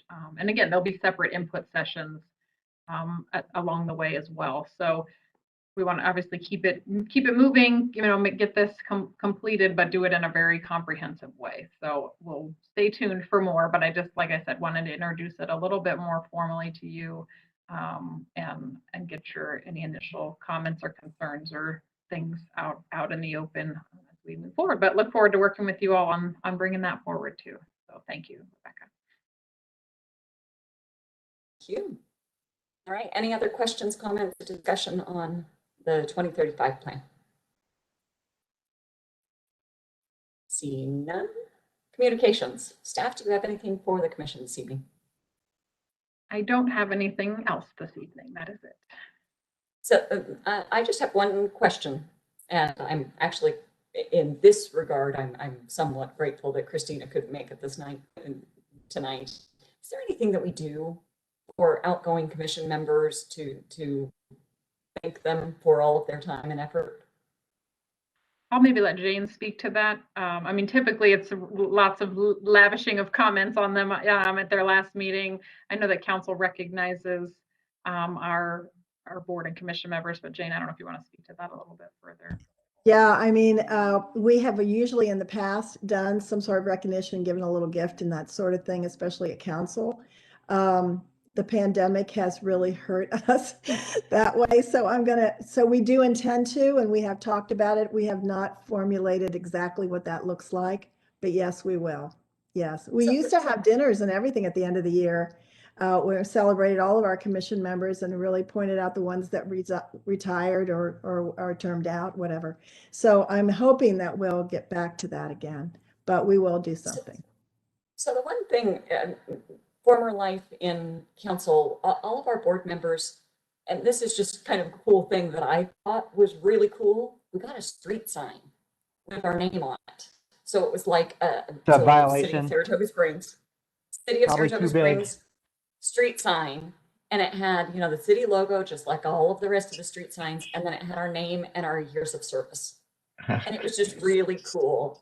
And so mine was personalized. I was, you know, Lance, you spoke to my heart tonight. I was always the very critical on the language and the spelling and the ordering and the commas and the, you know, I was very particular on city council. And so what they did for mine was they put my name, Rebecca Call, and then did city council, but the SE, you know, the SEL rather than the CIL.